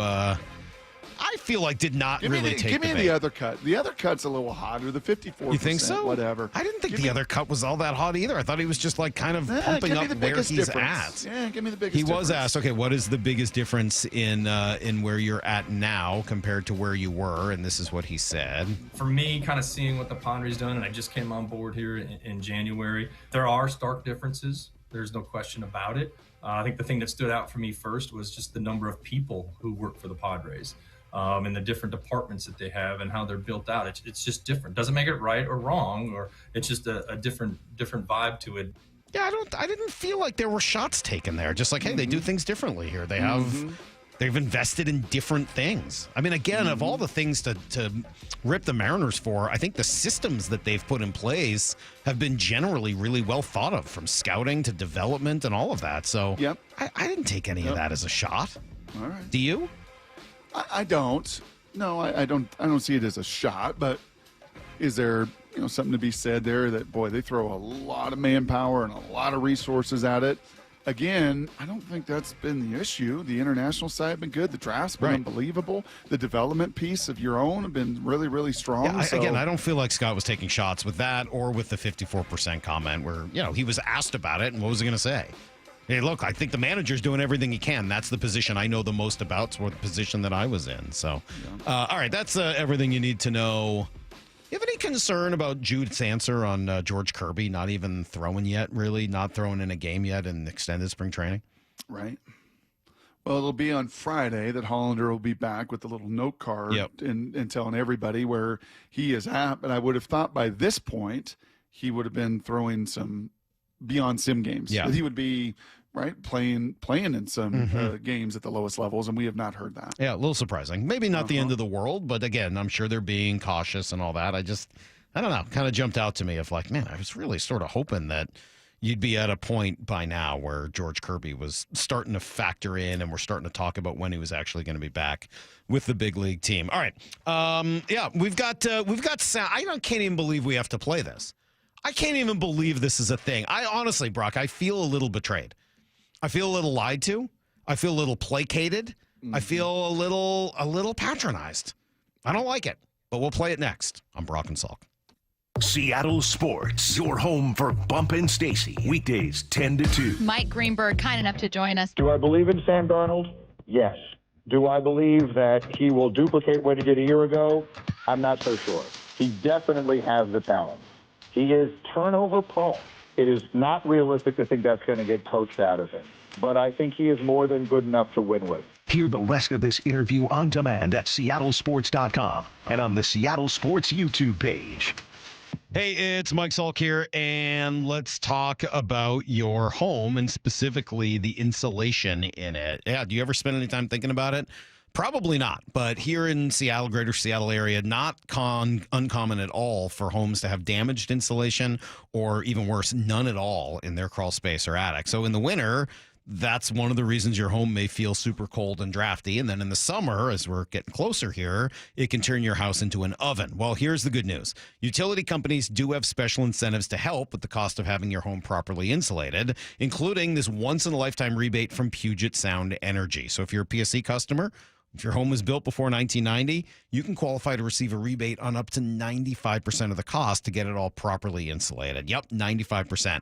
This is why you want to call Crawl Pros and do it as soon as possible. Learn what's going on behind that crawl space and attic hatch for free, because they'll come out and do a complete free walkthrough, and then learn what energy rebates you're eligible for as well. Don't take the risk. The best way to learn if you've got any issues is to have Crawl Pros come visit your home. Go to crawlpros.com. That's crawlpros.com. Robinhood Gold members can now enjoy the VIP treatment, receiving a 3% IRA match on retirement contributions, a very handsome reward indeed. With Robinhood Gold, your annual IRA contributions are boosted by 3%. Plus, you also get 4% APY on your cash and non-retirement accounts. That's over 8 times the national savings average. The perks of the high net worth are now available for any net worth. The new gold standard is here with Robinhood Gold. To receive a 3% IRA boost on annual contributions, sign up at Robinhood.com/gold. Investing involves risk. Rates subject to change. 3% match requires Robinhood Gold at $5 a month for 1 year from first match. Must keep funds in IRA for 5 years. Go to Robinhood.com/boost. Over 8 times the national average savings account interest rate claim is based on data from the FDIC as of November 18th, 2024. Robinhood Financial LLC member SIPC. Gold membership is offered by Robinhood Gold LLC. Imagine finding your dream home and moving in right away. No waiting to sell your old place first. Sounds perfect, right? That's exactly what Orchard's Move First, Sell Later program lets you do. Buy your new home now and sell the old one later. Here's how it works. Orchard gives you cash so you can buy and move into your new home first on your timeline. No waiting, no showings, no double moves. Then the Orchard experts take it from there. They handle repairs on your old home for you so you attract the right buyers. Once they're done, a local Orchard agent lists and sells your home for top dollar. Orchard's Move First program gives you the freedom to buy and move into your new home first and sell your old home later. Buy before you sell and get top dollar for your home with Orchard. Ready to find out how much your home is worth? Visit Orchard.com to get your free home valuation. That's Orchard.com. The team at Mazda of Everett is always working hard to make your experience with their team exceptional. Mazda of Everett has over 700 new Mazdas in stock, tariff-free. It's the perfect time to buy a new Mazda. Visit our friends at Mazda of Everett on Highway 99 in Everett or shop online at MazdaofEverett.com. Click the Mazda of Everett price where pre-tariff pricing still applies. Shop their tariff-free selection at Mazda of Everett. The John Schneider Show. Every Thursday until draft day on Wyman and Bob. Listen live Thursdays at 4 p.m. or watch the interviews on the Seattle Sports YouTube page. There's a sink at the brink and a drain that's a pain. Dayandnight.net. The old throne's not too well, and ooh, does it smell? Dayandnight.net. Slow drains, backed up toilet, is your main drain or sewer clogged? Hi, I'm Bruce, General Manager of Day and Night Plumbing and Heating. Over the past 70 years, I think we've seen every drain clog out there.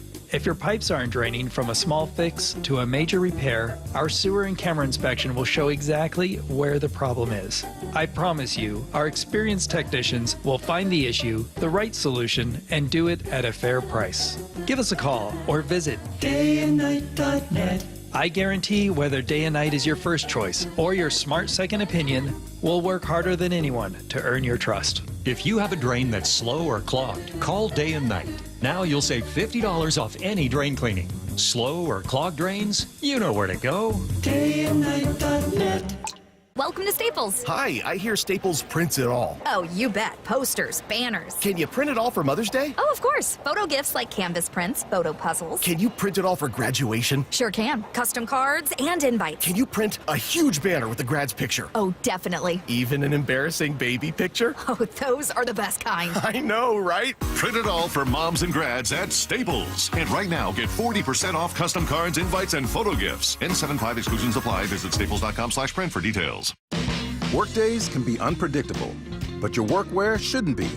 With the Cintas Apparel Plus program, you'll have freshly laundered garments for everyone on your team delivered every week. Cintas has workwear for just about any job imaginable, with high-performance fabrics and an uncompromising fit that stretches and moves with you. Don't leave looking and feeling good to chance. Visit Cintas.com Oh, I'm ready! and get ready for the workday. From the Quantum Fiber Studio, you're listening to Brock and Salk Weekdays 6 to 10. on Seattle Sports and 97.3 FM HD2. You know who's the best? Mora is. Mora's the best. She just gets stuff done, man. She just gets stuff done. Like, no other way to say it. Like, Mora's the best. She just gets stuff done. And I'm just saying I appreciate you, Mora. That's all. Just I appreciate you today on a Monday. And you got to appreciate some people because sometimes your friends betray you. Sometimes the people you feel the closest to, Brock, they end up stabbing you right in the back, right between the shoulder blades. Tell you things like, you know what? I want you at your best. Right. June 28th. I don't want these wrinkles. Right, just lotion up, just moisturize like Adam Jude. That's all I'm asking. It's literally 12 seconds out of your day to just make yourself better. Are you Molly concerned won that the your best wife for is me. calling you old, like insulting your appearance just weeks before the wedding? No. It kind of Because feels she, that way. No, she did it appropriately. She built me up first. Okay. You know, you know how much I love you, and you work hard, and you train, you do all this stuff. Like there's just a simple little fix. Just 10 seconds a day to moisturize your face. Well, I don't know what's going on in the Mina Kimes show, but this is the second time I got to play sound from it about guests coming on with her to talk about the Seahawks drafting a wide receiver. Last week, Brock, you missed some of this. Oh, you were there. You were there when I got to play the sound of Todd McShay talking about how Matthew Golden would be leveraging his stem all over Seattle, which I thought was just a bit much. Like, I don't really care about his stem, as I think I told you, and how well he leverages it. Borderline inappropriate. Daniel Jeremiah goes on with Mina, and listen to this backstabber. Yeah, this is a classic case of need versus... He's being asked, if the Seahawks are there at 18, and both Tetairoa McMillan and Grey Zabel are both available, what should they do? Yeah, this is a classic case of need versus how I stack the players. So... I have McMillan as a higher rated player. I think your fan base is split. I think there's a portion that would love to have that exciting receiver to come in and replace what you lost in DK Metcalf. And there's the other side that's like, this interior offensive line has got to be resolved. And so I don't know this would get universal praise. I think you think it might get universal praise. I don't think it would get universal praise, but I'm going to take McMillan at this point. It should. They should if he's there. My buddies Brock and Salk would faint, I think, if they don't come away with an interior offensive lineman. But I'm going to make them mad, and I'll take the receiver. Well, so he's just stabbing us in the back. I don't know what Mina's talking about. I would be so furious if that's what they do. And I don't need them to take an offensive lineman at 18. As I said, quite frankly, my preference, Brock, is for them to take a defensive player, either a defensive tackle or a defensive end with their first pick. That would be my preference. Mm-hmm. But a wide receiver, I don't know, man. Is there a portion of the fan base that wants that? Am I missing something? I feel like we haven't talked to many people. Is Mina is she talking to a different part of our fan base? Is it the Let Russ Cook group? Like, who wants a freaking wide receiver? Did Mora edit in our voice to that, or did he really mention us by name? I think he mentioned us by name. And he said my name confidently. You could even say as he was saying your name. His buddies. Yeah. Oh, you think he didn't say Salk with confidence? I don't think he said Salk with confidence. They would faint. If he's there. My buddies Brock and Salk would faint. Yeah, he kind of went Salk. He kind of socked it. Well, I mean, to be fair, you're only there part of the time when he's on. So It's like two ever. Like, whatever. Shut up, Out of DJ. his mouth, You know what? This guy's the worst. He's made up this narrative about me that I'm never here. And then he goes and stabs us in the back to kiss up to Mina. Did he say sock? He kind of said like sock. Brock and sock. It was a little sock. Yeah, he kind of didn't. Can you make sure you have that? He kind of mumbled the L, I would say. if he's there. My buddies Brock and Salk would. He tried to rhyme them. The words don't rhyme. Like, there's an L in Salk that's not in Brock. I don't know what to tell you. It's not Brock and Salk, and it's not Brock and Sock. Like, there's an L in there. Brock, well, let's do this. Let's do it. 866-979-3776. This is really easy. 866-979-3776. We got the text toy for the next 15 minutes. Yep. Zabel or McMillan? Wide receiver not or Zabel line? or McMillan. How would you feel if the Seahawks draft a wide receiver? No, I'm just on the text toy.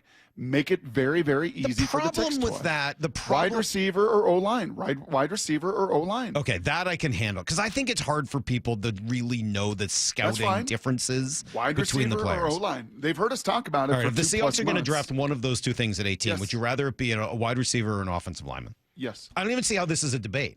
I'd like to see it. Maybe it is a debate. It shouldn't even be close. This should maybe be, this it is should one be of those situations. 95-5 because not only do they have a bigger need at line, but it's a more important position.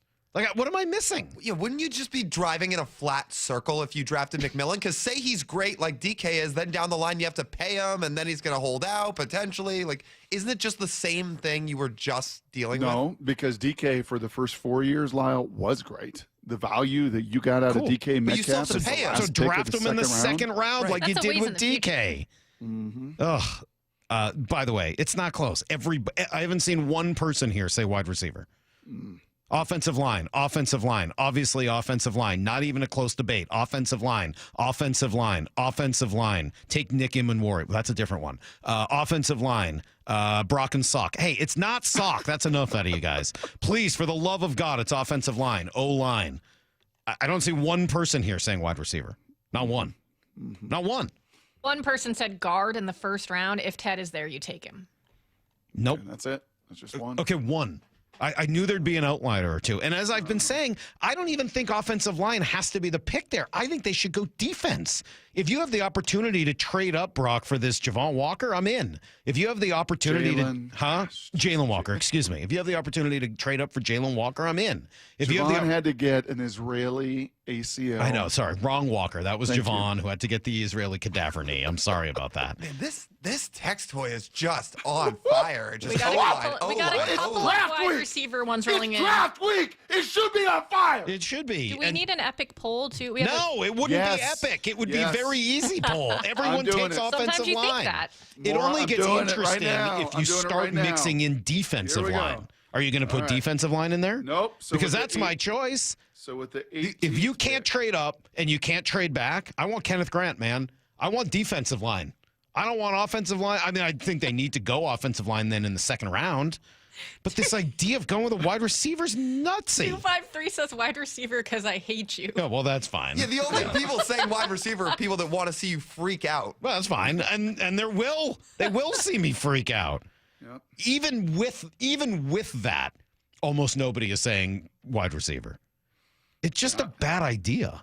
All right, it's just a bad idea. I don't know how else to say I'm it. framing it exactly as Mina and Daniel debated it. And I say this Grey with Zabel and T-Mac are on I the say board. this with all of the love and respect in the world for Mina Kimes. This to me feels like the same argument as the let Russ cook thing. And like it's not about the personnel for me. It's about fundamentally not thinking that the team should be built that way, especially after they've come out and said they don't want to be built that way. I don't see how you can hear Mike McDonald and John Schneider and the reverence they have for the style of play in Baltimore, in Detroit, in Philadelphia, and think that what they need to do is to immediately go out and draft a wide receiver. And I'll say you could this, argue that they didn't do anything in free agency to show what they want to do either. I know that, but that's on them. Like I'm afraid they haven't done what they need to do yet, which is why it's even more important for them in the draft. And it's why I will say it again for the second time today, and I'll probably say it all week, Brock. You have to earn the right to do that. You have to first eat your vegetables if you want dessert. And having a wide receiver like Tetairoa McMillan, to me, is dessert. It'd be great. Who doesn't like dessert? Who doesn't like ice cream? By the way, my mother-in-law, very upset down in Death Valley last week, where all she wanted all day was vanilla ice cream. And then they didn't have it. They only had other flavors of ice cream, and apparently it created quite the firestorm. Whoa! I know. I've never thought about vanilla ice cream as much as my mother-in-law does, but like at restaurants or just all grocery store. She just at the restaurant. Oh, okay. What do you mean you don't have vanilla? She just wanted vanilla. That was not it. Have vanilla. I don't. They were out of vanilla. They'd already sold too much vanilla. I am with mother-in-law. Have vanilla in the desert? Are you kidding me? How many times do you order vanilla? Who orders vanilla? Like, you go there, you get vanilla as a base, but not like as your own. Anyway. Sure. That's your ice cream, man. Everybody likes ice cream. Everybody likes dessert. And after the Eagles had themselves a great offensive line, defensive line, they could go out there and spend some money and spend some resources to get wide receivers. Okay. But if you don't have that, you are talking. You're putting the cart before the horse. So let's take this a step further. Can we do this? Can we dig a little deeper rather than just continuing to yell? And I'll give you some poll results here momentarily, and you can keep texting in too, O-line or wide receiver. Can we take this a little step further? Yes, Salk? I like it. I love where you're going to go with this, because I think this is the important phase of this. We know that this is leverage time. You can call it the lying time, whatever you want. We know that teams use some 30 visits. Teams communicate with people in the media. People communicate with Daniel Jeremiah. He's got to sift through, am I being spun here, or is this truth? And right, I mean, this is that season as you're leading up to draft day. Is it possible that John Schneider is letting those connected know that, hey, and we really call him, from Colin Cowherd to Daniel Jeremiah to a number of these mockers, like, yeah, we really like this kid out of Arizona. Man, can he go elevate? Man, can he be a 50-50 ball? Man, with our offense, the play action and the shots we want to take, he is the best at climbing the ladder. And we really like this kid out of Arizona. Got to let everybody know that he's there at 18. You better mock him. You better mock him to us because we love this wide receiver out of Arizona. Is it possible that John is just doing all he can to leverage the market so the market knows, so the Chargers know, these teams that don't have a Jackson Smith and Jigba and Cooper Kupp, these teams that have real significant need a receiver in the 20s, that, boy, if we want to get a wide receiver, we better make sure we call those Seahawks at 18, because word is they really like him and we really like him more, and be able to leverage that draft board that he does a really good job at. As my people tend to say, Brock, from your mouth to God's ears. Let's hope that is exactly it. Let's hope that that's it. So let it be written, so let it be done. Maybe that's more appropriate for this time of the season. Like, I really hope that that's the case. Yeah. I hope that that's what's happening, and that would be great. I think trading back from 18 would be a phenomenal result for John, given some of what's out there. I think you could potentially get someone like Kenneth Grant a few picks later. I think you could still get one of the offensive linemen you like, maybe Booker, maybe Zabel, a little bit later in the draft and still pick up more resources and then use them to come back up again, right? I mean, I don't think you're in all likelihood going to be able to trade up for Walker. I like the idea, but everybody seems to think that he's going number 8 to Carolina, and I just don't see how you're going to move up that far in order to get a player like that. If he slips, great. Then use some of those extra resources you have and try to make sure that your edge is as good as it can be, because right now it's good, not quite great. But if that's not a possibility, then the trenches are everything for this team. And if you're just fundamentally averse to taking a guard in the first round, okay, I can understand that. There's not a tremendous amount of long-term value there. Fine. It makes me wonder why you didn't go after one in free agency, but fine, whatever. Then go defensive tackle. Continue to make sure that position is as loaded as it can be with young players, which are incredibly important on the defense. Guys who can still really run and everything else that's important on that defense. And then make sure that you're using your second-round picks to go after a guy like the center from Georgia, Jared Wilson. Go after maybe, I don't know, you can move up in the second round and take Donovan Jackson. What if you finished the first 2 rounds, Brock, with Kenneth Grant, Donovan Jackson, and Jared Wilson? How would you feel about that for your first 3 picks of this draft? I'd give it an A++. Yeah, I think where that trade feels very attractive to come from 18 to 22 or to 24 to 25 is that all of a sudden you come. I think the key for me is we get closer, and I'll continue to kind of refine this all the way up until the show on Thursday. But I was just looking at The Athletic did a really good piece on the best drafts of the last 5 years, ranking all 32 teams in the NFL. And again, figures don't lie. Liars figure. How do you want to gauge that? How do you want to judge that? How you evaluate performance? Is it Pro Bowls? Is it starts or what have you? But the big number they looked at were your top 50 picks. Okay. Like, how did you hit in your top 50? And the Seahawks out of 32, I want to say were 13. You know, not terrible, right? Not great. Kind of middle of the pack. Yep. It was actually Philly and, not surprising, Detroit was number 1 and Baltimore was in the top 5 and Philly was in the top 10. But, you know, those top 50. And I think as we sharpen our pencil and we get closer to this, that trade down feels more and more attractive into that kind of mid-20s area, because then I think it gives you even more artillery to come back up into that maybe high second round. Well, I think maybe you end up with the 22nd, 37th, and 50th pick. And you know what those should be? The three guys I just mentioned. Starters. 3 starters. Okay. If you did that, Brock, couldn't you do exactly what I just said? Potentially. I mean, look, no one knows exactly who's going to be available where. Yes, I know that. But in terms of a thought exercise, let's say you're able to trade back a couple of picks and Kenneth Grant is still there available for you, defensive tackle from Michigan, and you take him in the early 20s. And then you move up with some of the artillery that you've acquired by moving back, and you get into the top of the second round, and you take Donovan Jackson, who can be your guard out of Ohio State, and then you're left with your other second-round pick, and you take Jared Wilson, who's still on the board. Or that's got to be receiver at 50. I think by that point, and DJ said this too, and again, Benedict Arnold Jeremiah, we'll chat with him on Wednesday. He thinks there's going to, I think he even said to us last week, a deep run at wide receiver in that second round. Okay. And to me, what that trade down does is it protects you against these deep runs. So then all of a sudden, like last year when a bunch of guards went and some of them you really liked and you just couldn't get them because people were like, sorry, we're not trading this pick. We're going to take Cooper Beebe. We're going to go in this direction. We're going to take this guy. That protects you against a run on receivers, which I think you do want in the second. That could protect you against a run at interior linemen, which may come in that early second. Like it just kind of protects you against some of the. Okay, so let me run this scenario again. You trade back in the first round, then you draft a defensive tackle, Kenneth Grant, at number 20-something. Yeah. Then you trade up in the second round with one of your 2 picks with 50 plus whatever you've gotten to trade back. And with that, you take Donovan Jackson, the guard. Yep. What are you doing at 52? But if there's a receiver there. Yeah. Who? Oh, you know who I love. I love the kid out of Iowa State, Noel. Now, he's a little bit smaller, right? And he's not necessarily your one-on-one guy outside. Maybe the Higgins guy, I know that people are enamored with him. I'll tell you another one, and this is going to come up on Wednesday, the other names that we haven't yet mentioned, and DJ really likes him, and we will ask him Wednesday about this, is the receiver out of TCU.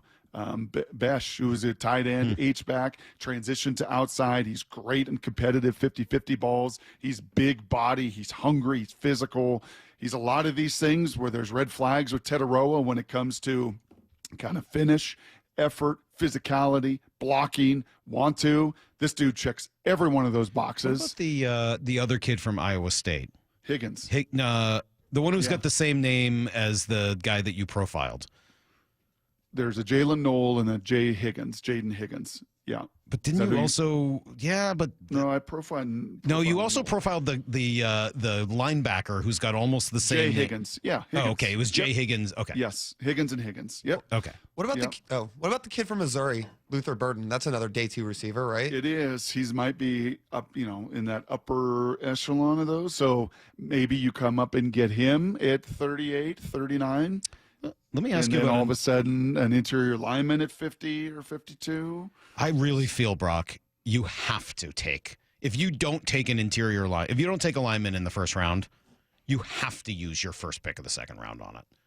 I mean, I'm very much okay with them going in a defensive direction in the first round. But if you don't take to make 2 selections. If you wait to the late. I don't care. I don't care who you think is available in the second. Like, you cannot afford to make 2 selections in this draft before you select a lineman. Heck, I was looking at Chad Reuter for his was on NFL.com.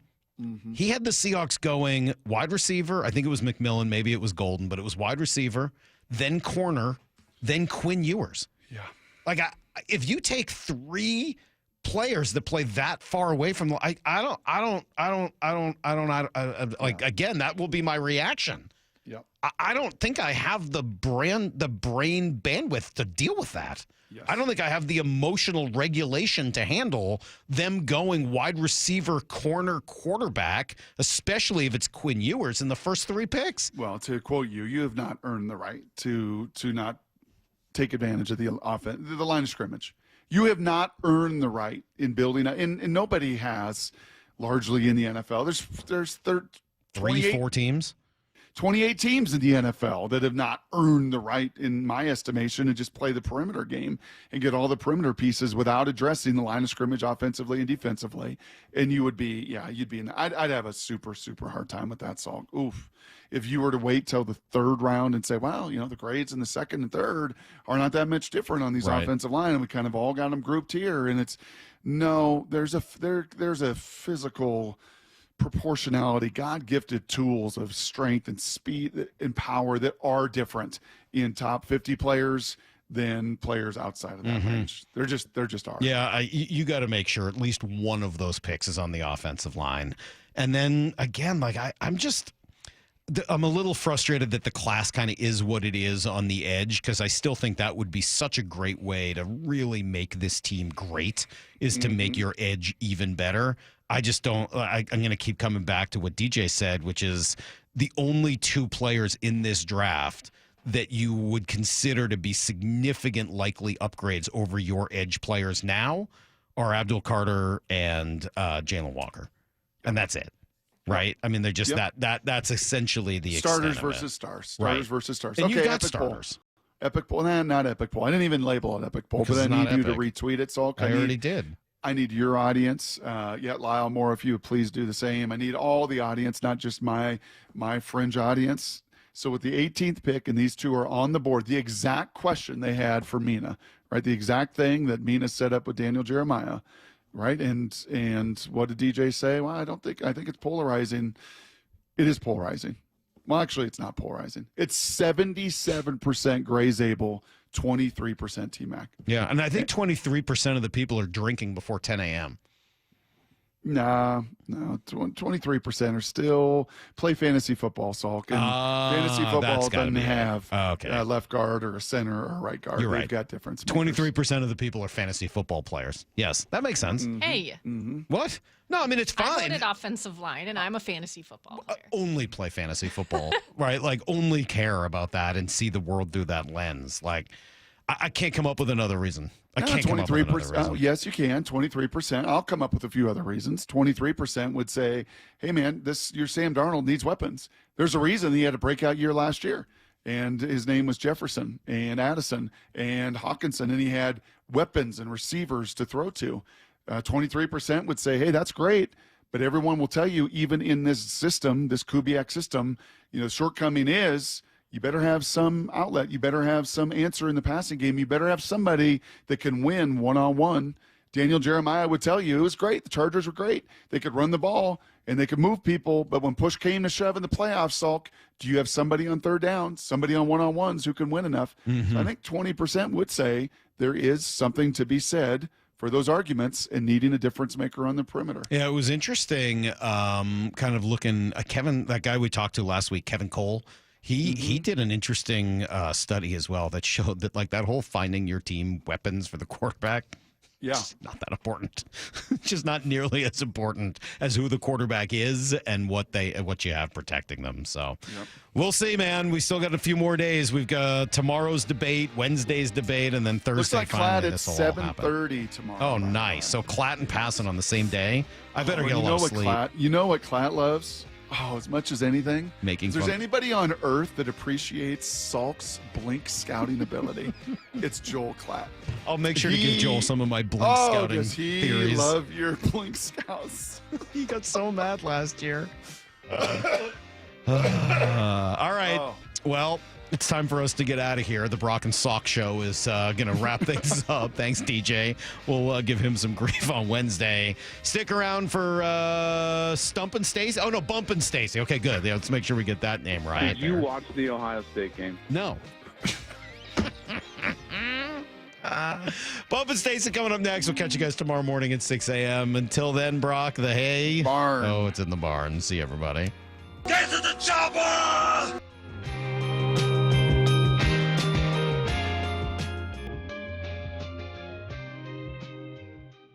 For downtown territory. Going inside the game with former Cougs and Seahawks wide receiver Michael Bumpus. What's something people may have confused about what a run-heavy offense actually means? People think that they're just going to run the heck out of the football. We're running the ball 35, 40 times. That's not really it. I want people to think of a run-heavy offense as that's the first punch that's going to be thrown. And it's going to be thrown often. But there are days you spread them out and you just let it go because you feel like there's advantages in other places on the field. 4 Down territory every day at 11:15 and 1:15 on Bump and Stacy. LeeJohnson.com is a dynamic research tool. We want to give the customer enough information to where they don't have to go anywhere else to research any of the questions they have. And if they want more information, we'd love to be there to help. We don't want them to feel like they're dependent on emailing us or texting us or calling us just to get the information they need. So we put it all out there. We call them digital retailing tools, big fancy calculators where you can get in there and change the terms and change the payments and change the cash down. And it'll give you a disclosure of, hey, when you do this, this means here. And a consumer can get on there and do a lot of this themselves. And then if they choose to get us involved, we can actually get involved on the backside of it and help them along the way. We want to give the consumer the same tools that we have and let them understand what we understand. Yup, that's pretty much what you'd expect. The LJ way is the Lee Johnson Auto family. At Uline, the prevailing opinion is if you don't live it, you don't believe it. The people at Uline believe in hard work, and they live it by being there 24/7 to answer your call, having 41,000 items in stock, and offering same-day shipping from 12 locations across North America. Business owners, sellers, buyers, shippers, and packers believe it. Uline is the hard-working, dependable source for your shipping and industrial supplies. Visit uline.com. The Puyallup RV Show, May 1st through 4th. 400 new and used RVs, plus manufactured homes. Over 1,000 floor plan options. It's your best chance to save all year. Browse the exhibits, chat with the experts, free parking. Tickets at PuyallupRVShow.com. Sponsored by Progressive Insurance. At O'Neill Plumbing, we've been exclusively plumbers for over 100 years. No corny mascots, no out-of-town owners. Just clean, fast, and professional plumbers out to your home fast. All rooter and all trenchless. O'Neill Plumbing. Hey, Green Gobbler here. So you've got a clogged drain in your bathroom. Water in the sink's overstaying its welcome. You're spitting today's toothpaste on top of yesterday's toothpaste. You hope that it go away. Yeah, clogs don't just go away. I make them go away. I'm Green Gobbler, the only clog dissolver you need. I'm bleach-free, safe for your pipes, and I work. Guaranteed or your money back. Because I never met a clog